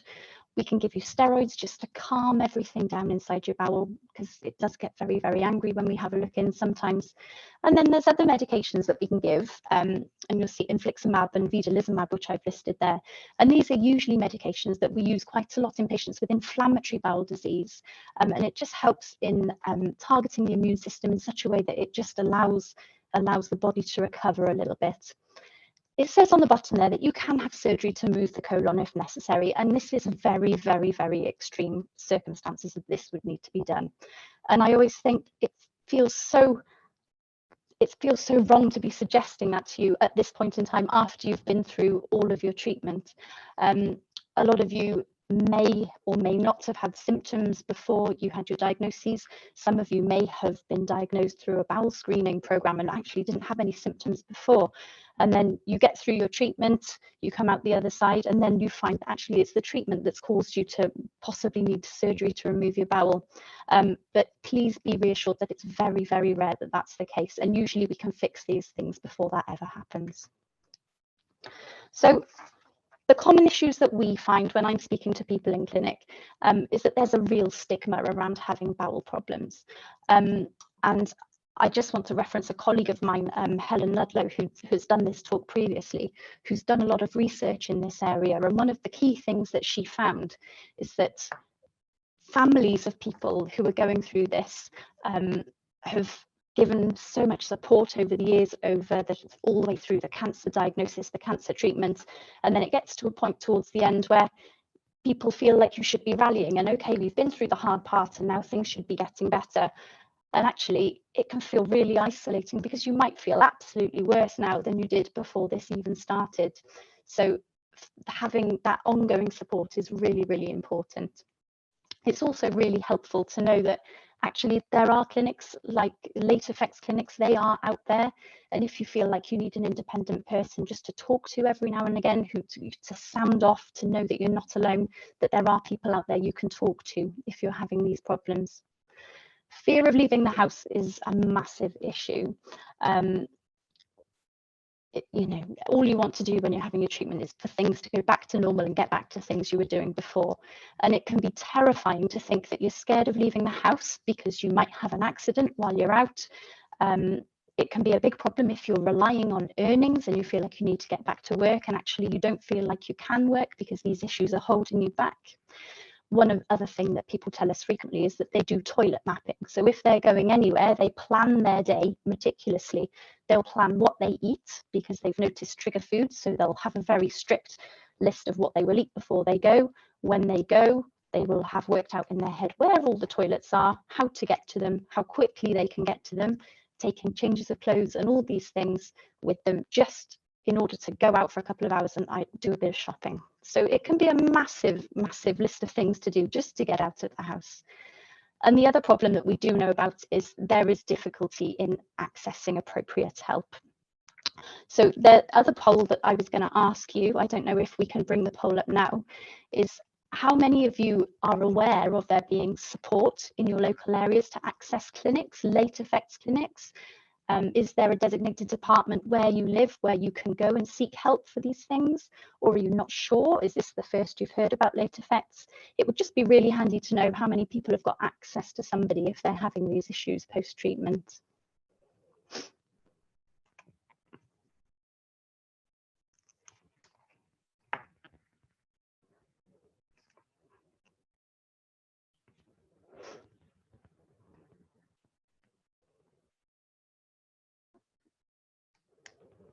Okay, so lots and lots of people not sure. So it's definitely a question worth asking. If you're having issues, please, please ask.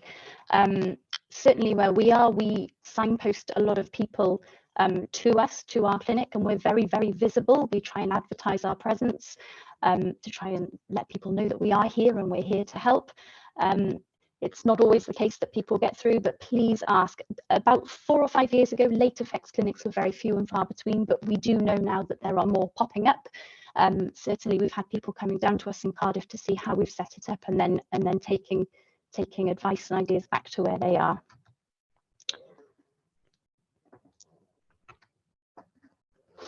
Okay, so what I thought I'd do now is just have a quick look at some of the possible causes for these effects that you might have after your treatment and look at some sort of hints and tips and things going forward. So the next slide I'm about to put up, I'm just going to give you a bit of a forewarning because I'm going to be putting up some pictures of the insides of people's bowels. Okay, if you prefer not to see, it might be a good time to sort of look away and I'll let you know when to come back. Okay, they're not overly dramatic, but just to let you know. So radiation proctopathy, this is very, very common if you've had a cancer very, very low down in your rectum, or if you've had radiotherapy very low down in your pelvis, okay? What happens is as you have your radiotherapy, the bowel can become very inflamed, mainly because it kind of, it's the healthy tissues that surround your tumor site can sometimes be affected. What happens then is as the bowel heals, you can see you've got this very red patchy area on the picture, just sort of on the bottom right hand side. And this is actually the bowel trying to heal itself, although it looks very, very red and very angry. What happens is the bowel becomes very, very scarred. And these areas then have to sort of what we call revascularize. So the blood vessels need to try and regrow in those areas. But because of the scarring, the blood vessels sort of form very, very close to the surface of the bowel. And what happens then is as the motions pass through, as the bowels sort of fill up with feces, they brush past the surface of the lining of the bowel, and it bleeds very, very, very easily. So historically, this has been very, very difficult to treat, but there are some treatments out there which do work and do help. The first thing we would advise is using something called sucralfate enemas. And what these do is they help to smooth like a protective lining over the top of the bowel, just to help soothe that area and almost act like an extra barrier, so that when your feces comes down into your bottom, it doesn't sort of traumatize those vessels too much. It does involve putting something up your bottom, okay? And what we advise is that you sort of squirt this sucralfate into your bottom, and then you roll over a couple of times just to ensure that it coats all of the lining of the bowel. And hopefully that just helps give a little bit of extra protection. Hyperbaric oxygen therapy, we don't know. There's not a lot of evidence to suggest that it works particularly well. It's often not available in a lot of areas and involves a lot of traveling around. And again, we're not that convinced that it's that worthwhile doing at the moment. Sometimes these areas do just heal with time. We need a little bit of extra time. Sometimes we can fix it with something called endotherapy. So there is a new treatment just coming out that we're aware of, and it's something called Puristat. And again, this next slide has got some pictures on, so I'm just going to navigate onto the next page. Now, this is a lady of mine I'm sharing these images with her permission. She is very actively wanting me to share these pictures. So she has had a low anterior resection. You can see it looks as though she's got two ways out of her rectum, but she does have one. One of those is just a blind bend and a surgical join. The picture on the left, you can see the first time we performed any procedure on her, she was bleeding very, very heavily from inside her bottom. And then we used Puristat, which is it was designed in Japan, and it's like it forms a molecular mesh when it comes in contact with blood. So what we do is we just pop little drops of this onto the affected vessels, and it just encourages that area to heal above them. So these pictures were taken 4 weeks apart, and you can see there's been quite a miraculous difference already. So this treatment isn't available everywhere. It's just sort of we're just beginning to learn about it. There have been some trials done which show it to be very, very successful, but those trials only involved very small numbers, so we can't really be hugely sure about sort of expanding it over large numbers of patients at the moment. But it's something to possibly ask if you are struggling with bleeding from your bottom, or if you know that you have any radiation damage low down. Okay, so the pictures have gone, so if you have looked away, you can come back. So the next thing I'm going to talk to you about is bile acid malabsorption, or some people refer to this as bile acid diarrhea. And this is something that can be quite common, especially if you've had your gallbladder removed. What happens is you can have bile, which is routinely released into your small bowel, and bile is used to help you to digest your fats that you eat in your diet. And what should happen is your bile will mix with your food and pass all the way through your small bowel, all 6 meters of it, to the far end, and that's where it gets reabsorbed. Now, if any part of your small bowel has been damaged as part of your treatment, or if you don't have as much of it as you used to have, then you might not absorb all of that bile acid in the way that you're supposed to. What happens then is the biles will pass into your large bowel, and they can cause quite a horrible, nasty diarrhea, sometimes very, very watery. Sometimes you might notice that it's like a yellow or greeny colour. There is a way of diagnosing it by carrying out a scan, and you'll see in front of me it says there that we can carry out a CCAT scan. And those are a series of scans. It's 2 scans done over a 7-day period to see how much of these bile acids you're retaining. Over COVID, we didn't do very many of them. The service was stopped, certainly in Cardiff. So what we tend to do now is we can do we trial a medication which we use to treat this. And if you find it successful, then we would carry on taking it. It's like an empirical trial. And these medications are called bile acid sequestrants. So something called cholestyramine or cholesevelam. basically they act a little bit like a sponge, which only absorbs the bile. So it sort of passes through with your food, it soaks all the bile acids back up and hopefully makes things a little bit better for you. We would always suggest as well trying to do that with a low-fat diet, because the more fat you eat, the more bile you need to produce. And again, you can take loperamide as well if required with those. So small intestinal bacterial overgrowth is another thing that you can be a little bit more susceptible to if you've had treatment for cancer, especially if you've had treatment to remove the very far end of your bowel, or the right side of your bowel. Your bowel, as we kind of heard a little bit earlier, contains millions and millions and millions, trillions of bacteria. And you might be surprised to know actually that if you weighed all the bacteria in your guts, it probably weighs about 2 kilograms. So we're talking a huge amount of bacteria. And the majority of those bacteria, they're meant to be there, but you can occasionally get an overgrowth of the wrong type of bacteria. And I'm sure you've probably heard before in sort of commercials about these prebiotics or probiotics to top up your good bacteria. If you've got the wrong sort of bacteria overgrowing, then you can get symptoms like bloating, constipation, sometimes diarrhea, sometimes alternating between the two, with very offensive flatulence. Okay. If you have it, we can diagnose it with a breath test. And what we normally do is we give you a course of antibiotics to try and get on top of those bad bacteria. Sometimes one course is enough. Sometimes people will need an extended course of antibiotics just to get on top of things. Food intolerances is an interesting one. These are probably not gonna come around as a result of your treatment, but it might be that you had a food intolerance all along and your bowel was able to cope with it before, but after you've had that torrent of treatment and your body's been through the run of the mill, it just might not cope as well afterwards as it used to before. So the common food intolerances that we see are things like intolerance to lactose, which obviously you get in your dairy products, your milk, your cheese, your butters, your yogurts. And the other one is fructose as well, which is very common. It's like the fruit, it's the sugar that you find in fruit. So in your fruit juices, apples and strawberries and things like that. Again, they can be diagnosed with a breath test, but the wait for those is usually very long. So we'd normally advise you to maybe try eliminating these things out of your diet. Do a trial yourself to see if you've noticed any triggers in your diet.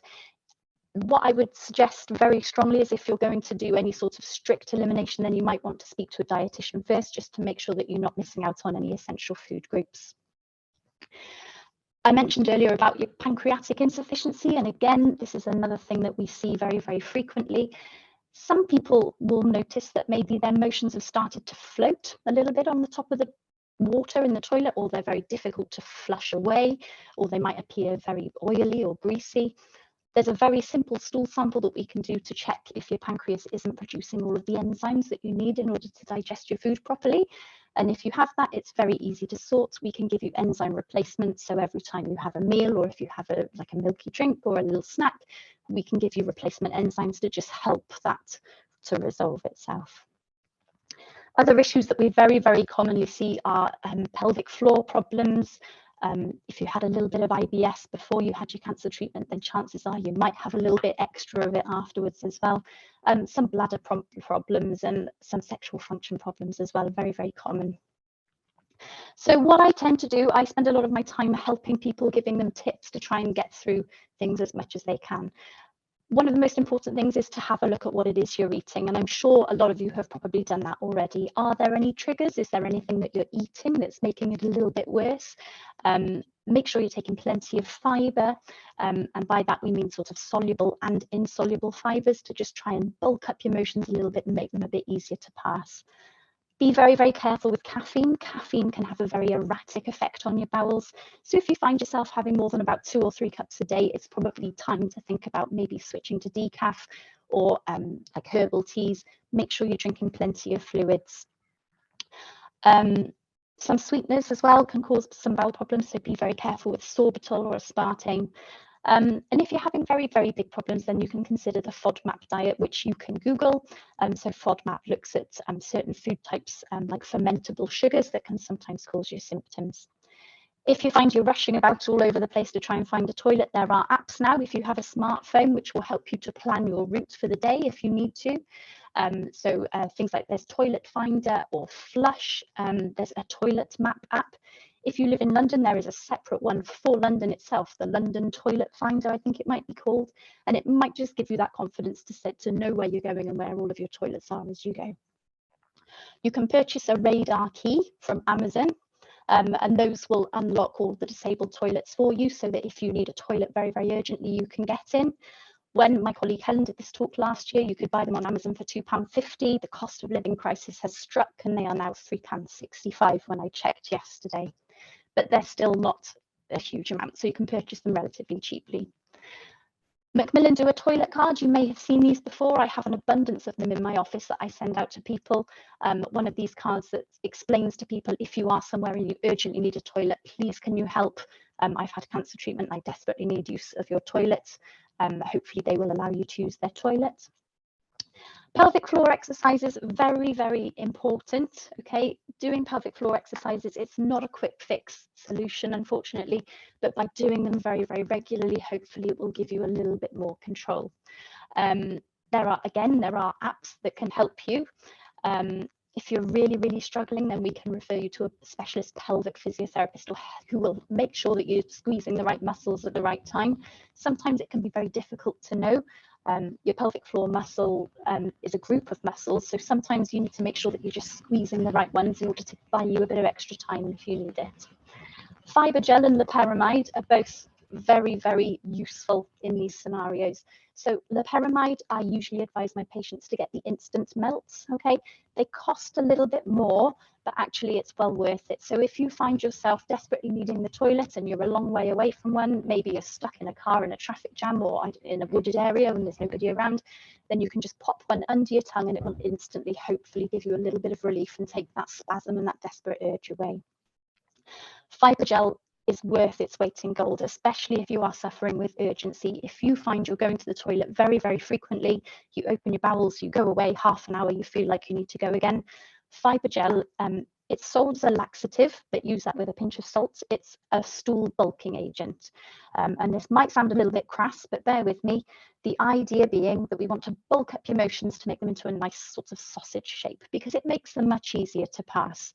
If we can bulk your motions up into that nice sausage, what will hopefully happen is when you go to the toilet, you'll open your bowels, you'll open them once, a decent amount will come out, and it will then buy you a little bit of time going forwards, just to sort of allow you to go out and do what you need to do. The other thing that I always say to people who are having fibre gel is always make sure you're sitting on the toilet properly. This image on the left of this nice person's got their feet flat on the floor is probably not the best way to open your bowels. So if you can buy yourself a little stool, you can buy yourself a very nice expensive squatty potty if you like, or even just a £3.50 kick stool from IKEA.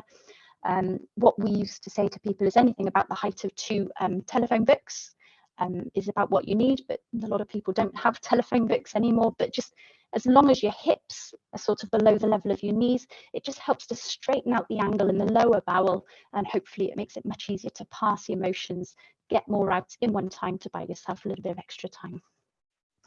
This is the document that all healthcare professionals who work with people who are having late effects should be using. Okay, it's a little bit sort of jargonized, but it's always handy for you to know that that document is there. So if you are having issues, your healthcare professional should be aware of this document, and it gives you very detailed advice of what investigations you should need if you're having these issues that we can't resolve. If we can't ever find a diagnosis and it just appears that your bowels aren't sort of working particularly well after your cancer treatment, then that's when we look then to treat your symptoms and try and give you those hints and tips to try and get on top of things.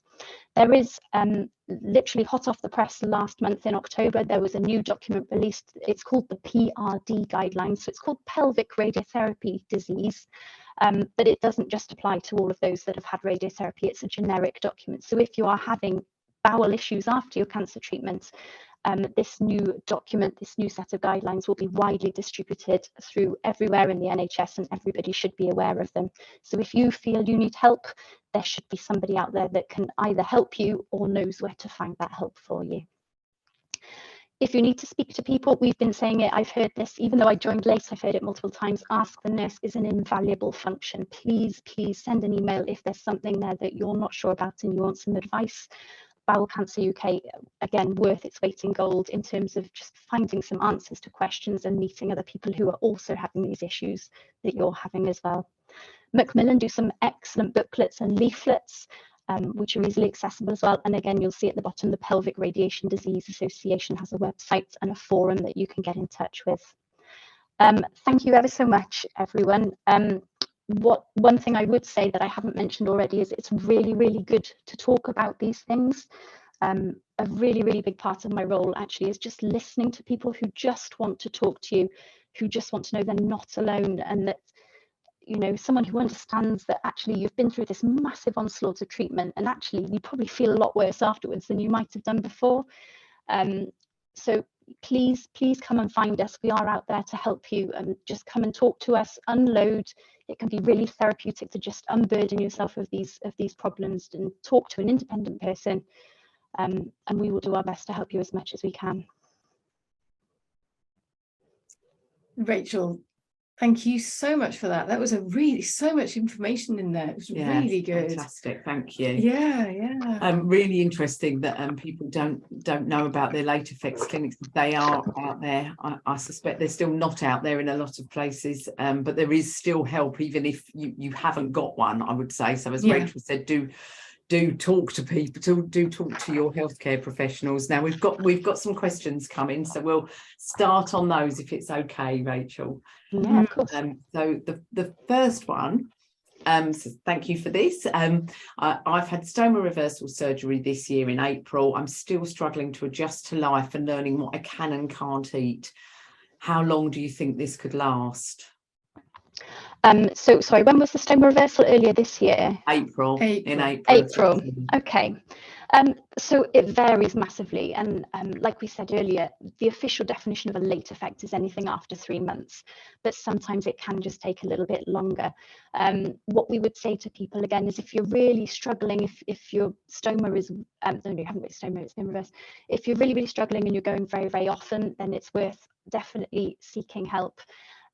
Fiber gel, like I mentioned, is very, very good for these things.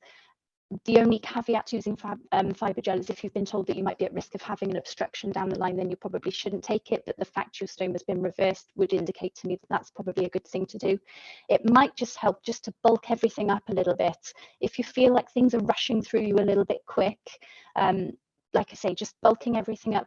It says on a packet of fiber gel you should take 2 sachets per day, but I would normally suggest starting with 1.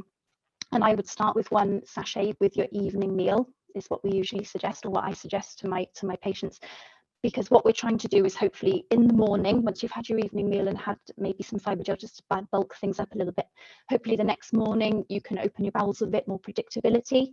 And like I say, if we can get you to pass a little bit more out in any one time, then it just buys you a bit of extra time then going forward until you need to go to the toilet again. So it's just something to bear in mind, possibly. It's really good advice. Really good advice. Really helpful. Thank you.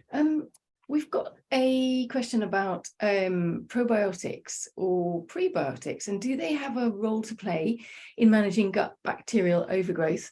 And while we're on that, somebody else would like to know your thoughts on kefir. Oh, kefir. Okay. So prebiotics and probiotics definitely have a role to play. If you are diagnosed with a small intestinal bacteria overgrowth, then there is no substitute for antibiotics. And in that scenario, we would definitely advise having the antibiotics first. Yes. What it's very important to say, and what a lot of people don't realize, is that there's a difference between prebiotics and probiotics. So probiotics is when you have something, you are ingesting the live bacteria itself, and prebiotics are the food that feed the good bacteria as opposed to the bad bacteria. So I would definitely advise, yes, that's a good thing to do. Make sure you are probably having both. And we would advise taking both together. But like I say, if you strongly suspect that you've got an overgrowth of the wrong type of bacteria, then I would ask your healthcare professional to get you tested and have some antibiotics first. And it might just be then that once you've had that course of antibiotics, then those prebiotics and probiotics will just help you to maintain that equilibrium going forward, possibly. Kefir isn't. it's finding that balance. And like I say, it's sometimes one course of antibiotics is enough. The thing with the small intestinal bacterial overgrowth is it's affected a lot by the speed with which the bowel contracts. So if you've had a lot of treatment and your bowel is a bit sluggish, or if you've had radiotherapy, possibly your bowel contracts a little bit slower, and that's what allows the bacteria to travel upstream and just you know, and expand in numbers more than is usual. So it's finding that balance. It's definitely worthwhile doing. I don't know a huge amount of kefir, but I do have some patients who have sworn by kefir. They buy it from the local supermarket and they drink it before they go to bed. For reasons unknown to me, I'm very sorry, it's something I need to look into. They have found it to be very, very beneficial. So absolutely, if you think that's something you want to try alongside what else you're currently doing, then I would advise you to absolutely give it a go. Great. Okay, more questions. They're coming in thick and fast now. Yes, we have. We've got 5 minutes. Okay, so Sorry, I think I've talked a lot. No, you haven't. haven't. You're brilliant. So I'll start with this one. I've had surgery and chemotherapy. I get a lot of unpleasant gas and don't digest lots of foods, skins, etc. Just go through me. My treatment was over a year ago. I try and control this with diet, but is there anything else I can do, and is this common? My team seem to pass it over as if it's not that important and just to be expected. Yeah, unfortunately, it's really, really common. So going back to the first slide I put up, when we talk about what symptoms people experience the most, bloating is a massively, massively big one. So it could be that you've got a bacterial overgrowth, and it might just be that's an issue. What a lot of people, what you mentioned about the seeds and the skins is very, very common. So those are what we refer to as the insoluble fibers. So there's two types of fiber. Soluble fiber is, if you think about an apple as an example, the soluble fiber is the actual flesh of the apple inside, and that becomes that we are able to digest very, very well. The skin is the insoluble fiber part of that apple, and that doesn't break down as such. That travels all the way through your bowel out to the other side, and that's a good thing. It has a purpose in some people, and that will help to bulk your motions up a little bit, and that's why it's there. But actually they can cause problems going forward. So the main insoluble fibers that we have in our diet are things like skins, pips, seeds. I would probably steer away from very granular bread with lots of pips and seeds in and things like that, because they will rush through you very, very quickly. So if you can cut out those sorts of things and have more of the soluble fiber as opposed to the insoluble, it might just slow things down a little bit. And you can always bulk your motions up with something else that's easier to digest. So things like if you've heard of like lax seeds or linseeds, you can get them in a ground fashion. You can either consume them. They have a very, very high fiber content, is the main thing to say, and you can buy them either whole or crushed. Now, if you get them crushed, then they become more digestible, and you don't pass the husky part of it in your bowel. So I think it would probably be a case of trying to increase your soluble fiber and decrease your insoluble fiber. And like I say, yeah, just try and manage things that way a little bit. And like I say, if you're concerned about the amount of flatulence that you're getting, then please ask your team to refer you for testing to see if you've got a bacterial overgrowth, or you might want to try prebiotics or probiotics in the first instance to see if that has any effect. Yes, really good advice. Yeah, really good. I mean, I was really struck by the number of everybody watching this either has no clinic or didn't know they existed, and that's really, you know, got to do something about that, Claire. Yeah, we have. We need to address that, I think. Yes. Yeah. A quick question here is a quick question and again about kefir. Is it safe while you're on chemo? Now, I appreciate, Rachel, you said you didn't know a great deal about kefir, so if you know, just a quick question. I don't know. I don't want to get. I can't think of a reason why it wouldn't be, but I wouldn't like to advise you on that. That's not. I'd agree, but just check. Yeah, I'm not sure. Sorry. That's one for your oncologist. Yeah. And we've got another one here that says, would it be best to ask your GP or your hospital about a stool sample for the enzyme deficiency you mentioned? Where should you go to check that? So it probably varies depending on where you live. If you certainly here in Cardiff, it can be done via primary care. we can request it as specialist nurses, or your consultants can request it either. So I would probably say whoever you can get to easiest and quickest. If ringing your GP is going to result in you getting an appointment 4 weeks down the line, I wouldn't do that. I would ring, if you've got a key worker or a link worker that you can link in with, and ring them and ask them to request it for you, I would probably do that. They should be able to do that fairly straightforward. Thank you. Great. Someone's just said here that they've been told by their oncologist not to have probiotics whilst on chemo, so it's definitely one that's worth discussing. Yes, yeah. So this is looking at sort of late effects. It's worth not while you're on treatment. Yeah. That's a really important point, actually. This is sort of maintaining yourself going forward, sort of into the future after you've had your treatment. Once everything's settled, and if you still have these issues, it's something then you can look into. Okay. We have had some information in from one of our other specialists, actually, to say that Kefir is safe while you're on chemo, so that Kefir would be safe. So I shall write that down so I know for next time. Should we just quickly do this final one? Yes, we've got one final one. I think we can quickly squeeze this one in. Yeah, so I had an ileostomy in January. I still get painful pressure of needing to go to the toilet normally. I've spoken to the stoma nurse, who never seems concerned. I use glycerine suppositories each week to remove mucus. Oromorph is the only thing that relieves this pressure, and even then, not all the time. Oh gosh, that's really hard, isn't it? Yeah, so it's not my area of expertise, but what I would say is, if you're really struggling with pain, the difficulty is taking opioids is they have a knock-on effect on the rest of your digestive system as well.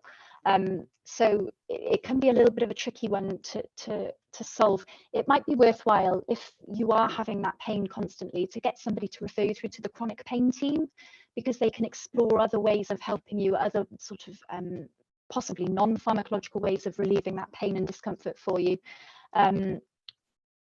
It's a really difficult one to manage, Rachel. I know. I think, I mean, they're having the glycerine suppositories, so that's good. They're obviously trying to relieve the pressure by passing whatever mucus is there. And sometimes for some people it's enough just to sit on the loo, and actually that just relieves it, because that sensation goes.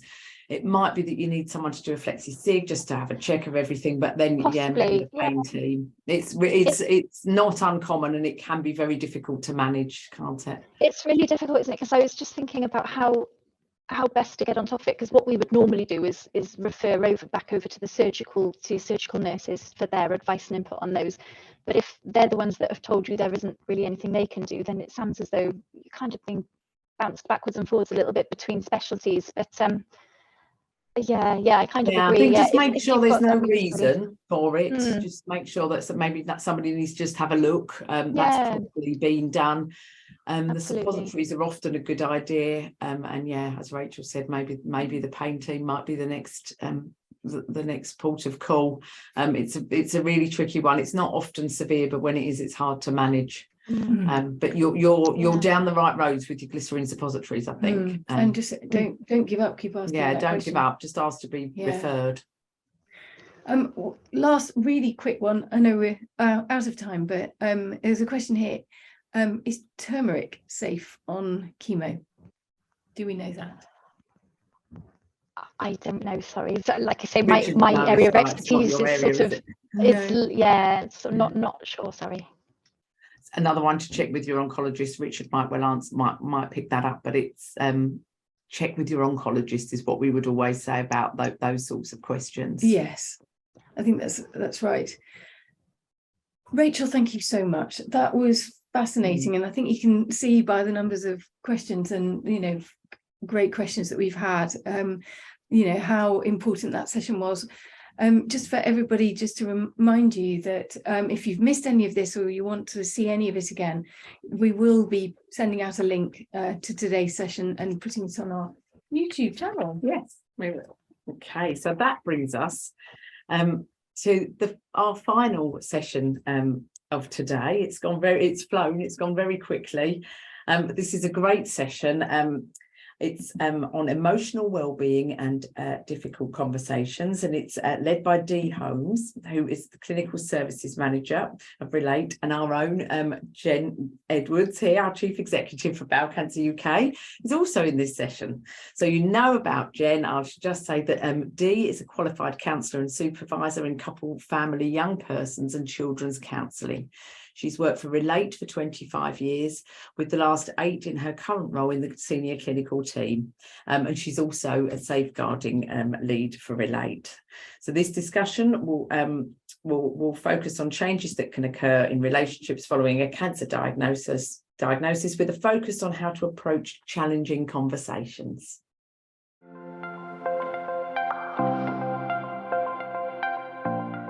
So hello, everyone. Welcome to our emotional well-being session with a particular focus on managing difficult conversations. And I'm really pleased to be joined today by Dee Holmes. Now, Dee is Clinical Services Manager and part of the clinical senior team at Relate. Hello, Dee. Thank you for joining me. Well, thank you for inviting me. It's nice to be here. Oh, it's great to have you with us, and your expertise will be really, really helpful. I should have said I'm Genevieve Edwards, and I'm Chief Executive of Bowel Cancer UK, a charity I joined in February 2020. And we've had some really, really fascinating conversations, some of them very difficult in that time. And what for people who don't really know about Relate, Dee, tell us about some of the services that you provide. Right. Well, Relate is sort of the leading relationships agency in the UK. Obviously, we have also Relate Scotland and Relate Northern Ireland. So we have been around for a long time, originally as Marriage Guidance, but we rebranded ourselves a long time ago. And so really we deal with anything relational. So our key services are adult relationship counselling, which is for couples and for people in polyamorous relationships as well. We also have individual counselling, family counselling, young persons counselling and children's counselling, and some of our centres offer a mediation service. So when we say, you know, we deal with couple counselling, sometimes that isn't both parts of the couple. It might just be one person who comes, but the focus will be on the relationship and their relationships that they have, because I suppose if you think about it, all of us have relationships, good or bad, with all the people in our lives, work, home, you know, parents, loved ones, etc. So it's a really big part of all of our lives, really. Absolutely. I mean, you're right, it touches every part of your life, doesn't it? And it's something that I know that children in school are taught about, you know, from an early age, about managing relationships, but there are times in life when it's not as easy to do that, and having services like yours that people can turn to must be really a bit of a lifeline. So Dee, we got some questions from the bowel cancer community, specifically about the shift in role from loved one to caregiver. So, you know, and how difficult that can be for those involved, and not just partners, but mother and son, for example. And it can be really difficult for those involved. And we often hear that people with cancer themselves feel guilty, and they feel that they're a burden on their loved ones. And it can really change people's life mid-course in terms of careers that are happening. So is that something that you come across a lot? Yes, I think it is. I mean, we've obviously over time we deal with different contracts, and we have obviously had contracts with carers organisations. So that was very pertinent to what you're saying about, you know, various caring people, and obviously we have been involved with other charities where cancer has been part of that, you know, and the presenting issues.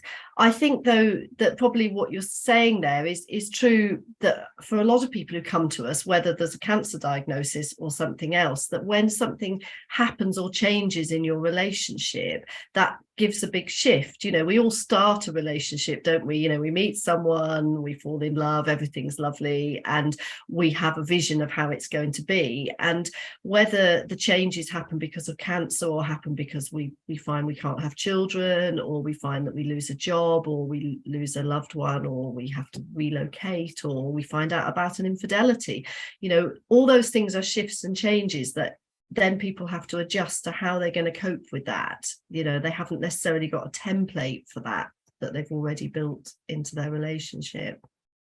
Yes, I think that's exactly right. And you know, something we hear a lot is that people with bowel cancer, the patients can often feel that conversations always end up revolving around the cancer. So how do you, you know, how would you advise someone to suggest, you know, how they change that conversation or approach with their loved ones when sometimes you just, that's not what you want to talk about? You know, it can dominate, can't it, that cancer diagnosis? Because what you're saying there as well is if you've got two people or more people in a family, as you say, we're not just talking about a couple, it might be a parent and child, you'll have conflicting needs that those people have, won't you? You know, the one person who wants to talk about this diagnosis and wants to talk about it, and the other one who's saying, no, I don't want to talk about it. And so I suppose it comes down to the negotiation there about how you manage conversations and how you appreciate what the other person wants and put across your needs. And I always think a bottom line for good communication is being very aware about what you want. So you need to think for yourself about what do I want? What is it I'm thinking, feeling? What is it going on for me? And once you've sort of got that sussed, then you're halfway there to being able to explain that to the other person, because sometimes we're not always clear. That's when things come out in sort of, I suppose, arguments or sulks or not being very clear, because people are often struggling to express their feelings, aren't they? Especially when there's a lot of emotions going around like this. So a situation like you've described could end up with the person sort of saying, oh, will you shut up about that, or stop going on, or I don't want to talk to you. And actually being able to think, what is it I want to say, and be able to say it in a much more calm way of, you know, I know that you want to talk about this, and I can see that that's really important to you. However, I really feel for me at the moment, this is what's important. And, you know, can you tell me what's important to you? Let's try and negotiate where we go with this. Yes, I think that's right, isn't it? And when you've got something like cancer diagnosis that can dominate conversations really, and just recognizing that different people in that relationship or that family might have different opinions or coping mechanisms. So quite often you might think, gosh, you know, I must research everything there is to know about my husband's diagnosis and treatment, and you know, I need to try and understand what he's going through, and it may be that he's like, actually don't want to engage with that right now, I've got a lot to process, you know, Dr. Google is not my friend, you know. So how you negotiate, neither's wrong, is it? You know, no, that's right. I think that's it. It is recognized, you say, that people have different coping strategies, different ways of dealing with something. One of the things we sometimes say to couples who come to us at Relate, you know, when they might come and be sort of telling us what the issue is, and they're saying, right, you know, can you fix this for us? And you know, one of our lines is, we are experts on relationships and doing this work, but you are the expert on your relationship. You know, so we're not here to say to you, oh, you do that wrong and you do that right. We're here to sort of help you explore, you know, what it is that you're finding difficult. And so I suppose that's what I'm thinking here, that people will be different. And I think sometimes when you have something like a cancer diagnosis, there are plenty of people who think they've got an expert opinion on what's the right or the wrong thing to do. And I think, you know, the person who's had that diagnosis and their carers need to think about, they're the expert about themselves and what's helpful for them. And actually, if they are someone who needs to research things because that's how their brain works and how they work, then they are going to need to do that. And also accepting that sometimes time plays into that. For some people, that's what they will want to do, but it's down the road. It's not now, it's in time. So I think, it's important not to, it is important to gain information, and that's, and your organization is there to help people get the information because you're experts on that and you've got some knowledge, but it's also important to remember that you're the expert on yourself and not to be railroaded into things that you feel aren't right for you, I think. So. Yes. Yeah, so it's a constant sort of adjustment and kind of almost negotiation really about what's right. And I suppose if somebody's dealing, or if a couple is dealing with a new cancer diagnosis, there's a lot of, as you say, a lot of uncharted territory there, and a lot to process and understand and get your head around. And I suppose, but one of the things that people often say is that they worry about having those conversations about what's happening with children, and is there a right time to do that or a right way to do that? I think it's a great phrase, is age appropriate, because it says a lot but doesn't also say a lot. But I think there is something about that will very much depend on the age of your children, and you may have children of varying ages, so it's difficult to pitch it the same. I do think, from my experience, from family counselling and children and young persons counselling, is, and we all know if we've been parents, that children pick up on things. And I think that they instantly know when something's wrong. And so whilst saying, they might imagine something worse, somebody might be saying, well, there isn't anything worse than what we're going to tell them. I think they just start to imagine all sorts of things. So I think honesty and transparency, but as I say, age appropriate is what's necessary. There's also a really interesting thing about children will ask questions, and they will often ask questions for what they want to hear. So don't go too far in the explanation. So for instance, if the child was to say, I'm really worried, has mummy or daddy got cancer? The answer to that might be yes, they have actually got a cancer diagnosis, and they're having some treatment and the doctors are doing all that they can, etc. They may walk away from that quite happy. They've got the answer. They wanted to know if their parent had cancer. So don't go too far in all the explanation. However, they may also say, okay, how bad is the cancer, or where is it, or what is the, so just pause a bit and see what questions are coming up. Don't be too quick to jump in with a whole big explanation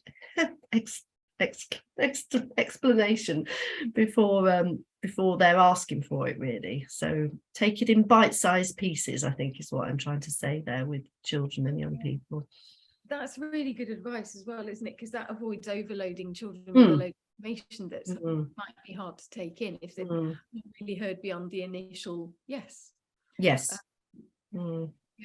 So and then maybe just it's not just one conversation, as you say, is it? No. It's just being, I guess, for children to feel that they're able to ask about it or talk about it, that if they want to, and to kind of understand what's going on.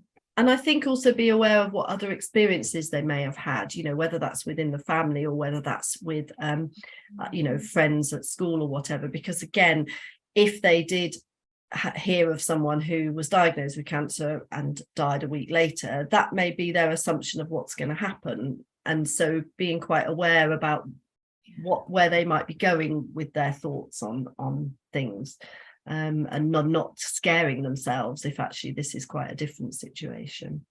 Yeah, it's really, really good advice. And I guess if a child brings up that question, ask that question directly, because they may have picked up on things, not shying away from that conversation, but equally well not feeling that you have to proactively rush into having it until you're ready. Yes, I think that's the other thing, because that's very true, that once you share something with a child, you then will take on their emotional stuff as well as your own. So if you're still reeling from the news that you've had, you might need a bit of a deep breath, breathing space to get your thoughts in order before you can start to tell other people, everyone, not just the children.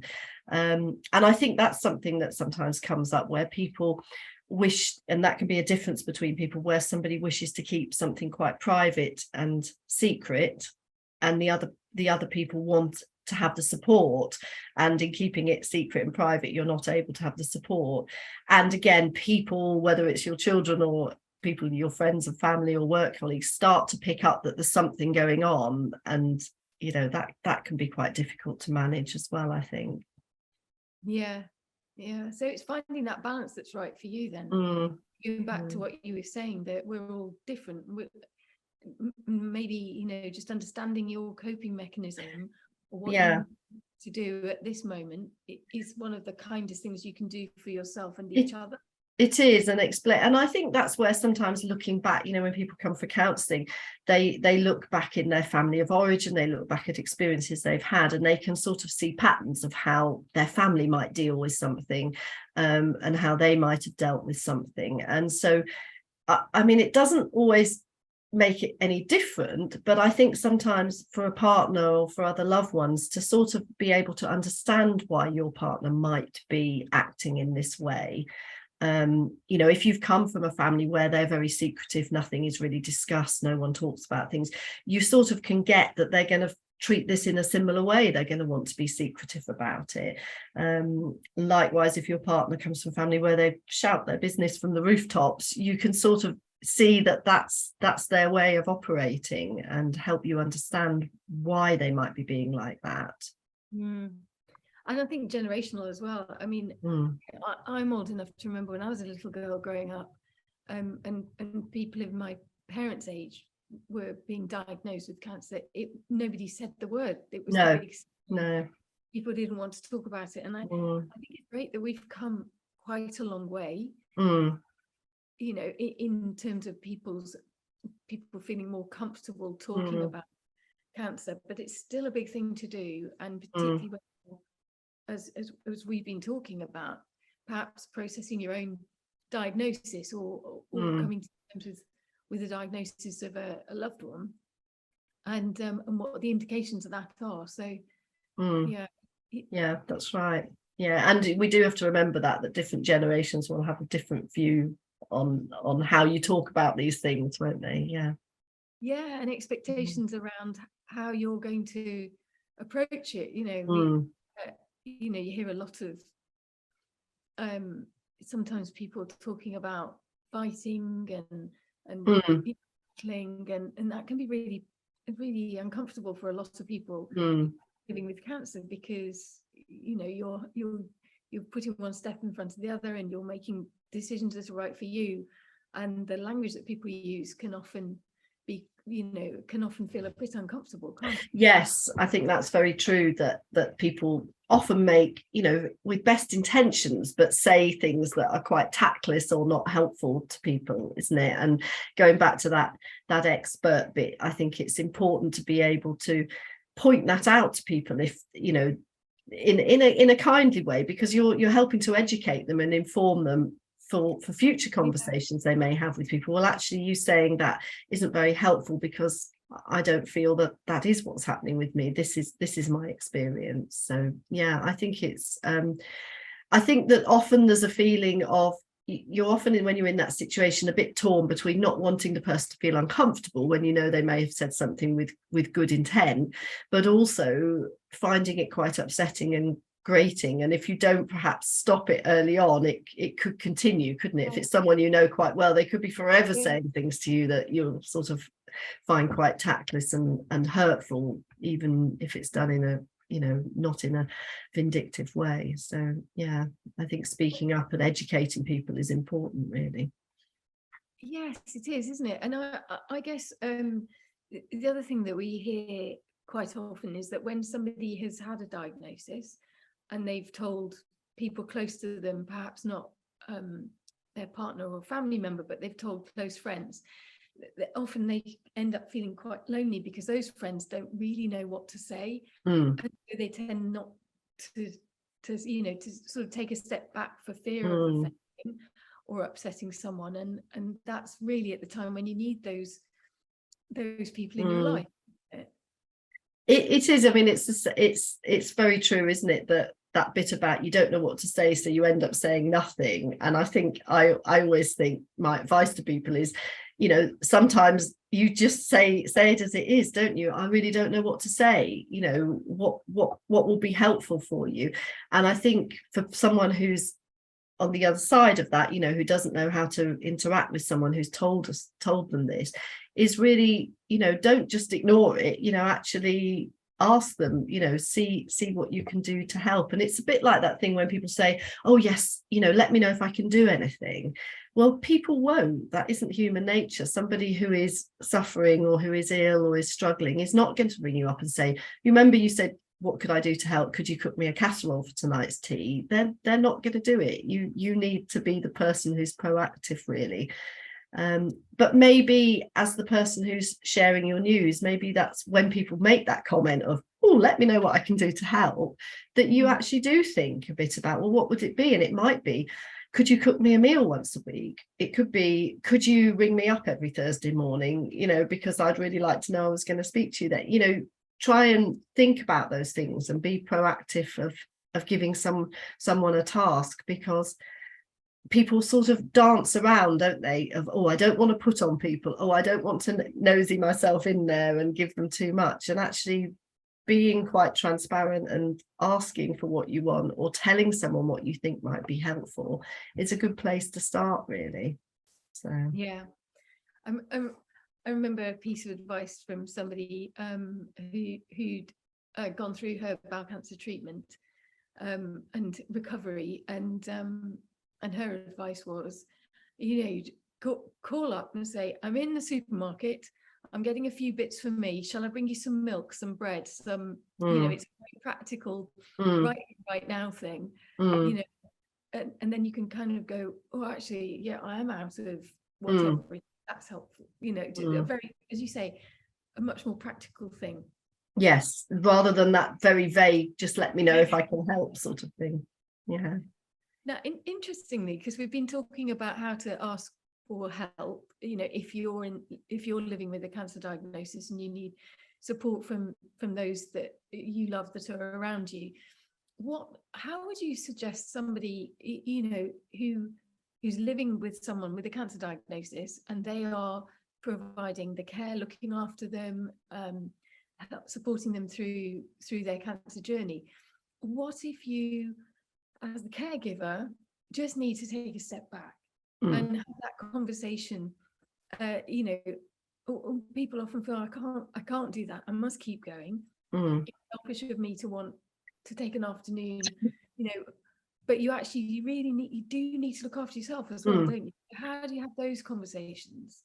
And I think it is about framing it in that way, isn't it? That you're only going to be any good at caring for that person if you're caring for yourself. I suppose it's a bit like that great example you get when you're on an aeroplane and they say, you know, if the oxygen mask fall down, you know, put your own on before you put your one on your child. And I think, again, all of us, I can remember hearing that when I did have a small child and thinking, well, there's no way I'm going to be doing that. I'll be trying to save my child first. And I think that is the instinct, and that's what happens there, isn't it?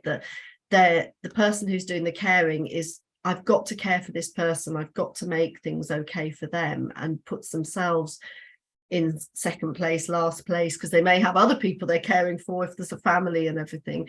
And it is about being able to say, I need some time for me so that I can do this job well. And I think it being phrased in that way is much better than a sort of, I've had enough doing this and I'm off to do something for me. It's more about putting it across in that way of, I really don't want to sort of, I feel like I'm letting you down, but I'm also aware that I need to have a bit of a breather here, and I need to have some recuperation so that I can continue to do what I'm doing for you. And you know, and I think that's the important thing to do, isn't it? And I suppose the trick there is to make sure that you don't get to the, you know, to the state of absolute exhaustion where you just kind of, you simply can't anymore.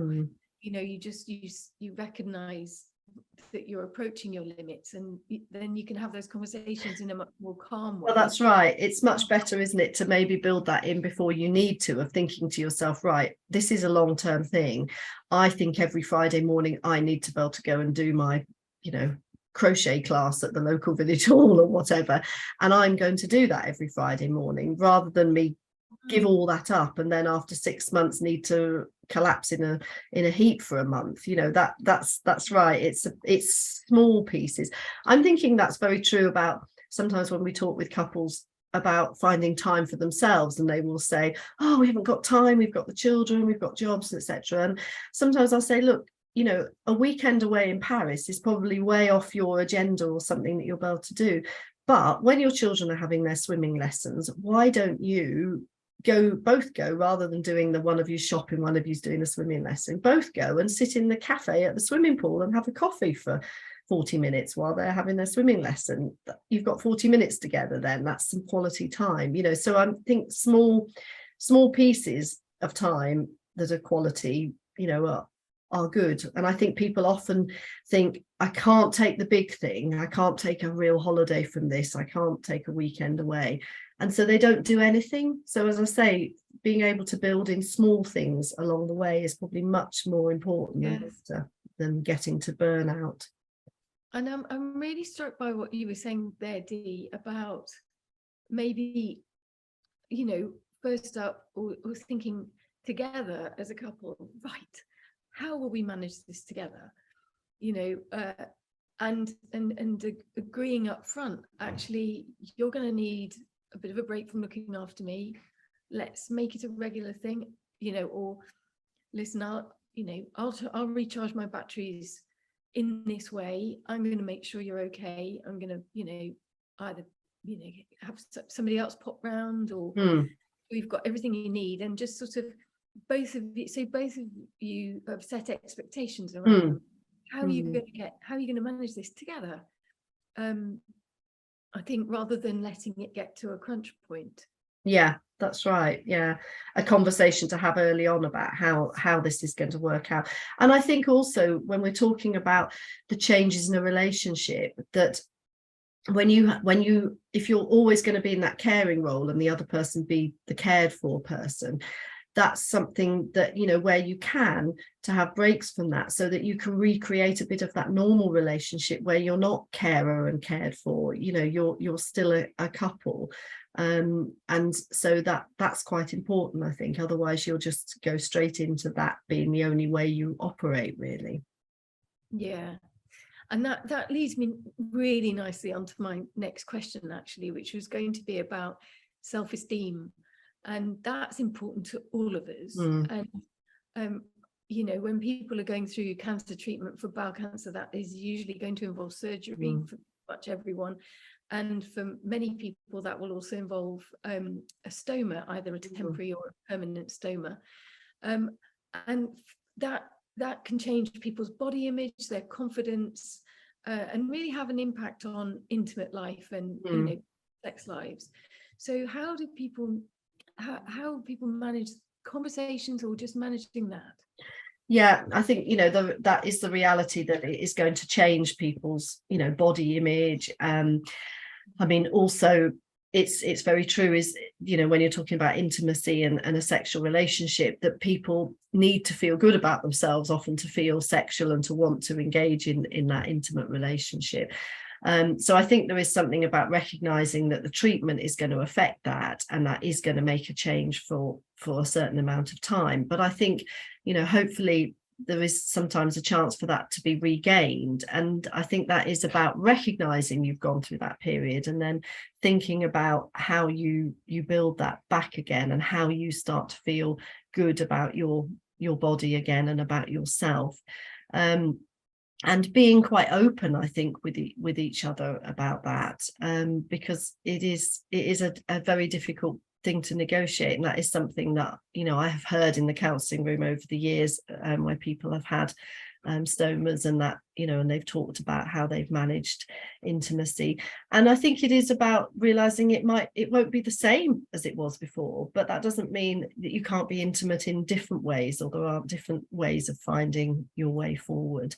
And so that's something to bear in mind. But I think, again, if as a couple you have found those conversations around intimate things difficult before, they're still going to be difficult for you. But it is about But sometimes people say that when they've been through an experience, a life-changing experience like a cancer diagnosis, that it does sometimes change the way they are and make them feel much more, right, I've got to be different, I've got to be more open, I've got to seize the moment. And so, you know, sometimes that can make it easier for them to have those discussions.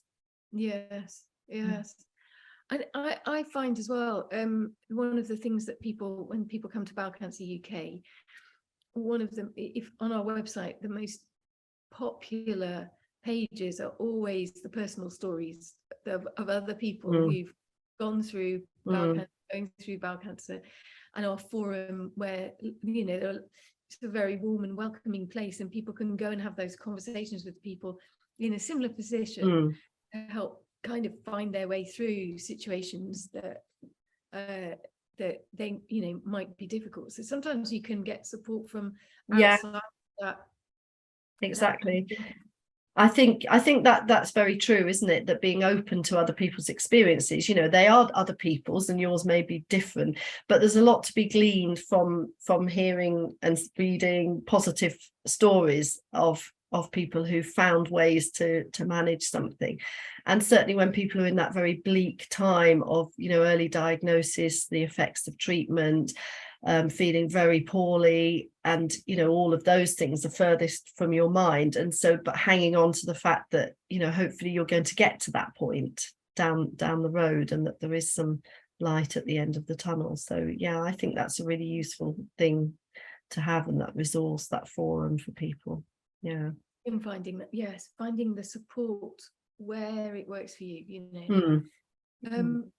It's my next question, Dee, is an interesting one, and it's one that is, you know, that we've been asked, and that is that if you've been diagnosed with cancer and you're maybe going through treatment or beyond it, and you're about to start a new relationship, you've met someone new, and, you know, you sort of started dating, and you know, at what point do you have, should you tell somebody immediately, or you know, that's a really, it is. And I think again that I can sort of put that across in other ways of, you know, when people talk about, you know, I've got mental health problems, when do I tell my new partner? You know, I'm infertile, when do I tell my new partner? Sort of, you know, so there can be quite a lot of things that, you know, when do you do it? Because if you do it on the first date, it could be all a bit sort of scary, and gosh, this person's thinking I'm going to marry them and they're telling me their life story.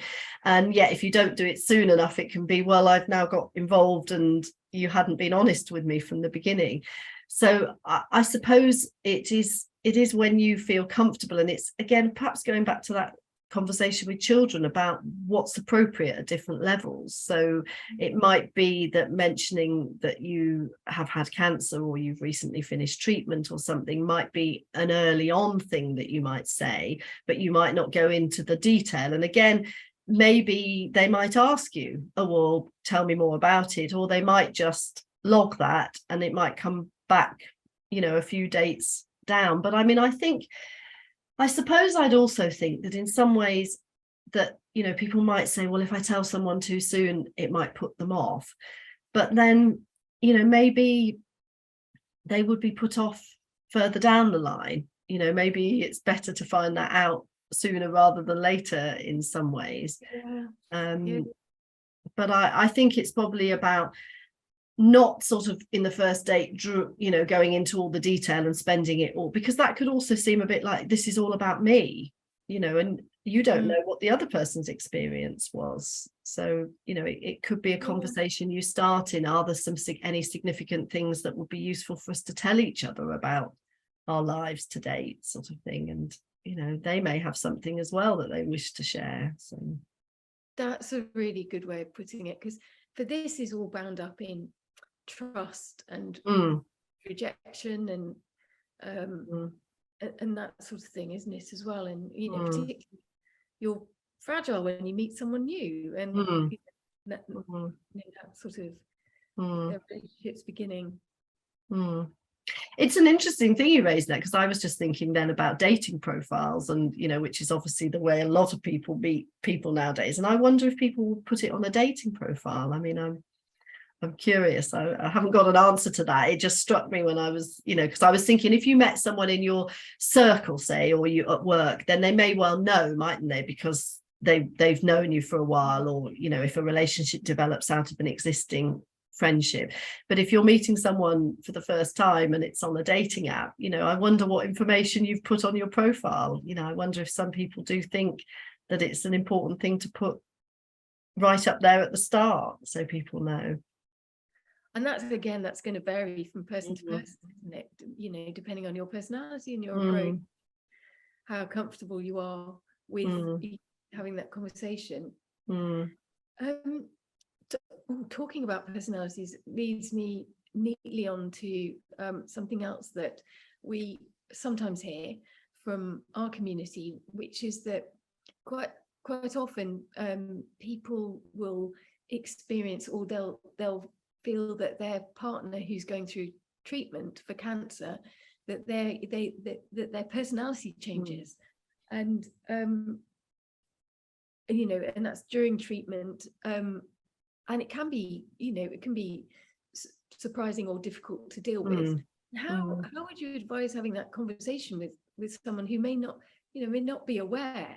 No, that's right. And it's difficult, isn't it? Because again, they'll be feeling very vulnerable and fragile, and so something can come across as a criticism. So I think we come back there to one of the things that in any communication about using the I message. So rather than it being, you are very grumpy, or you are always bad tempered, it's a bit like, I'm finding that I'm sometimes worried about upsetting you when I speak to you, or I'm sometimes worried that you seem quite cross about something and I'm not sure if it's me, so trying to bring it back to how you're experiencing the situation. Now, I think what's difficult here is because it's not about, I'm not trying to say that the person who's the carer has to take the responsibility and they have to sort of suck it up and deal with it. But I'm just sort of saying that it's a reframing of something. We know that when we have arguments with people and we start to go down the, you always do this, or you never put the bin out, or you're always late, or whatever, it becomes, it's not very helpful. I think it's much more important to keep to actuals and absolutes. So if there's been an incident, so say you are thinking your partner's very bad tempered, and they probably are, because they're probably feeling awful, they're feeling tired, etc., then I suppose it's about, I can see that you're really not feeling in a good place at the moment. How can I sort of help? What would you like me to do to help you? Or how can we manage this together? It's trying to sort of make it something that you can both help with. Yeah, that is really good advice, because it's the sort of thing that if you think it's happening, you don't want to not acknowledge it, but then you don't want to add to what is, as you say, can be an anxious way of time. Dee, I wondered if we could just talk briefly about conversations between couples, or again it might be a mother and a son, or father and a daughter, where somebody's living with the knowledge that their cancer is going to be life-threatening, life-limiting. So how do people start to have those conversations about acknowledging that, planning for the future, and planning for time together? And I think, going back to something you said earlier about the changes, I think there's a real change in our generation now from 10 years ago, 20 years ago, about people who do live with cancer for quite a long time, don't they? And it is life limiting, but it's not something, and we don't know, and often people don't know how long that period is going to be, isn't it? So I think there is that difficulty of knowing that you are living with this sort of thing hanging over you, but also living as well as you can do, and getting on with life and enjoying life that you have, and in the way that you can. And again, I think there will be real differences in how people will approach that and experience that, won't there? And so, Yes. and I think there's something there about you know, probably all having that forum for saying what it means to you. I was thinking in a way about, this is true for a few of these things, about it sometimes in family counselling, when a family present for counselling and you get these various people come, and you, one of the first things I would say to them all is, can you all write down for me, you know, 1 reason, 3 reasons of why you think you're here? And that's really illuminating when you then sort of collect in that and start to read out and say, well, Fred thinks he's here because of this. And, you know, because they will, although they might have discussed it, they will all have different takes on it. So something like this might be, you know, what do all our hopes about how this will be? You know, what are our plans? And actually being able to all write it down and share it in a way, and that's a good starting point, because yes, you will have differences, but you will have some similarities as well. That's and those conversations, I mean, we've talked to this, you know, today, Dee, a lot about having conversations and how to approach them. I mean, from, you know, from everything that you've said, I think the most important thing is to try. Yes. You know, not, you know, and maybe just be honest and say, this is difficult. I haven't done this before. I don't, you know, I might get this wrong sometimes, but I want to try. You know, how can we?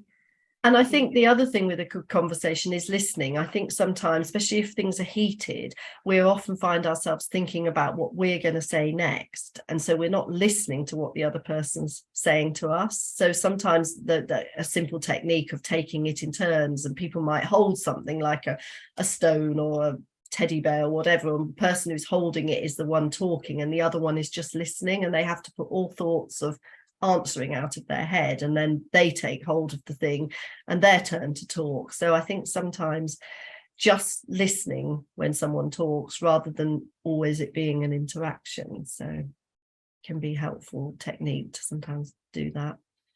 That is a wonderful tip. That is a really wonderful tip.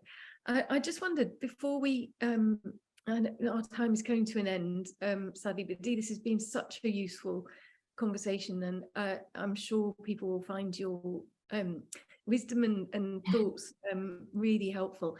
Are there any other practical tips that people might think about? We're not all great at having difficult No, that's right. I mean, as you said about looking, you know, online, I think there's lots of things. And I mean, I'd say to people, check out our website at relate.org.uk. I mean, again, if people think that these conversations are difficult to have, I mean, I know a lot of the cancer charities, and I'm sure, you know, offer some sort of support and counselling support, but, you know, that's really important. I think another thing to bear in mind when you're thinking about dealing with different things is about unsolicited advice. You know, when someone might be asking something, also thinking about, are they really asking for me to give them some advice, or are they just telling me there's a problem? So, you know, I think that's the thing. I mean, as a new grandmother, I've experienced that recently when my daughter's saying to me about sleeping, and I suddenly thought to myself, she's not saying to me, Mum, how can I make the baby sleep? She's just telling me she's had a bad night. And actually me starting to say, oh, have you tried this or that, is not going to go down well. She just wants me to empathise with her bad night. Yes. And you know, which I did. And then there have been times when she said to me, Mum, what did you do with us when X and Y happened? And that's quite different. She's actually specifically asking me at that point to tell her my experience that she can then choose to take as a bit of advice. So I think that's something to bear in mind, that people are often quite keen to give unsolicited advice in this day and age, and that doesn't always go down well. So I think that's a really, really good note to end on, because I think quite often when people say, this is happening to me, the response from the other person can be, well, when that happened to me, or I know somebody down the road and she went through. That's not what this is about. No. Yeah. So it's a really lovely piece of advice, and congratulations on being a grandma. Good grandma. And Dee, it's been wonderful to talk to you this afternoon. Thank you for inviting me. So I hope that people do check out your website, relate.org.uk, and of course Bowel Cancer uk.org.uk, which is where you'll find our friendly forum and lots of advice and information too. So thank you everyone for tuning in, and I hope you found that useful.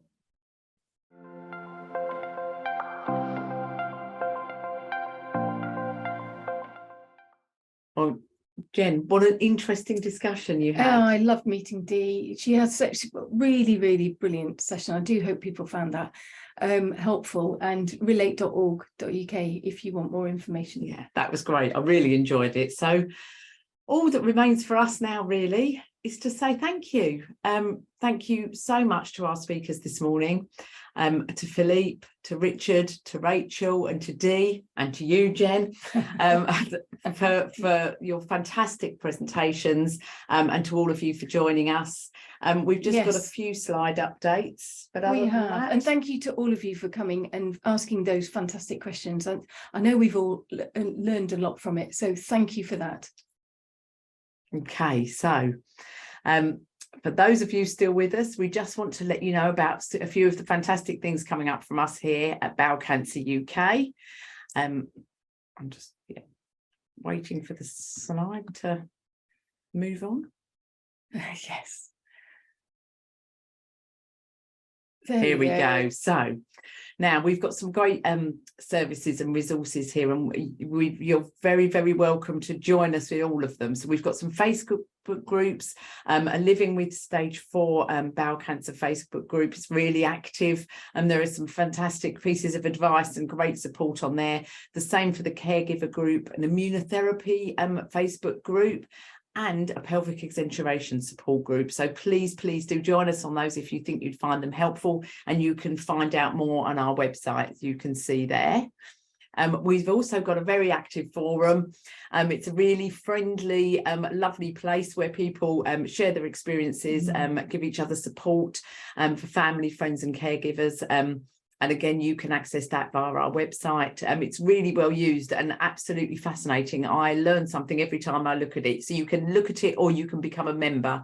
But I'd encourage you certainly to explore further with that. We've got a vast suite of health information available via our website. You can order some, and most of it's downloadable.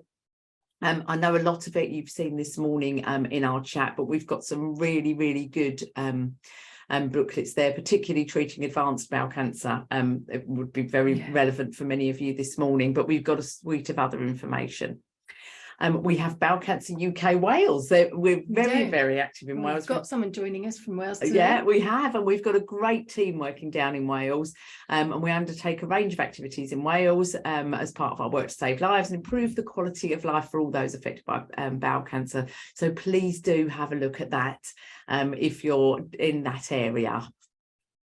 Now, Decembeard. Go on, Jen. You want to talk about Decembeard?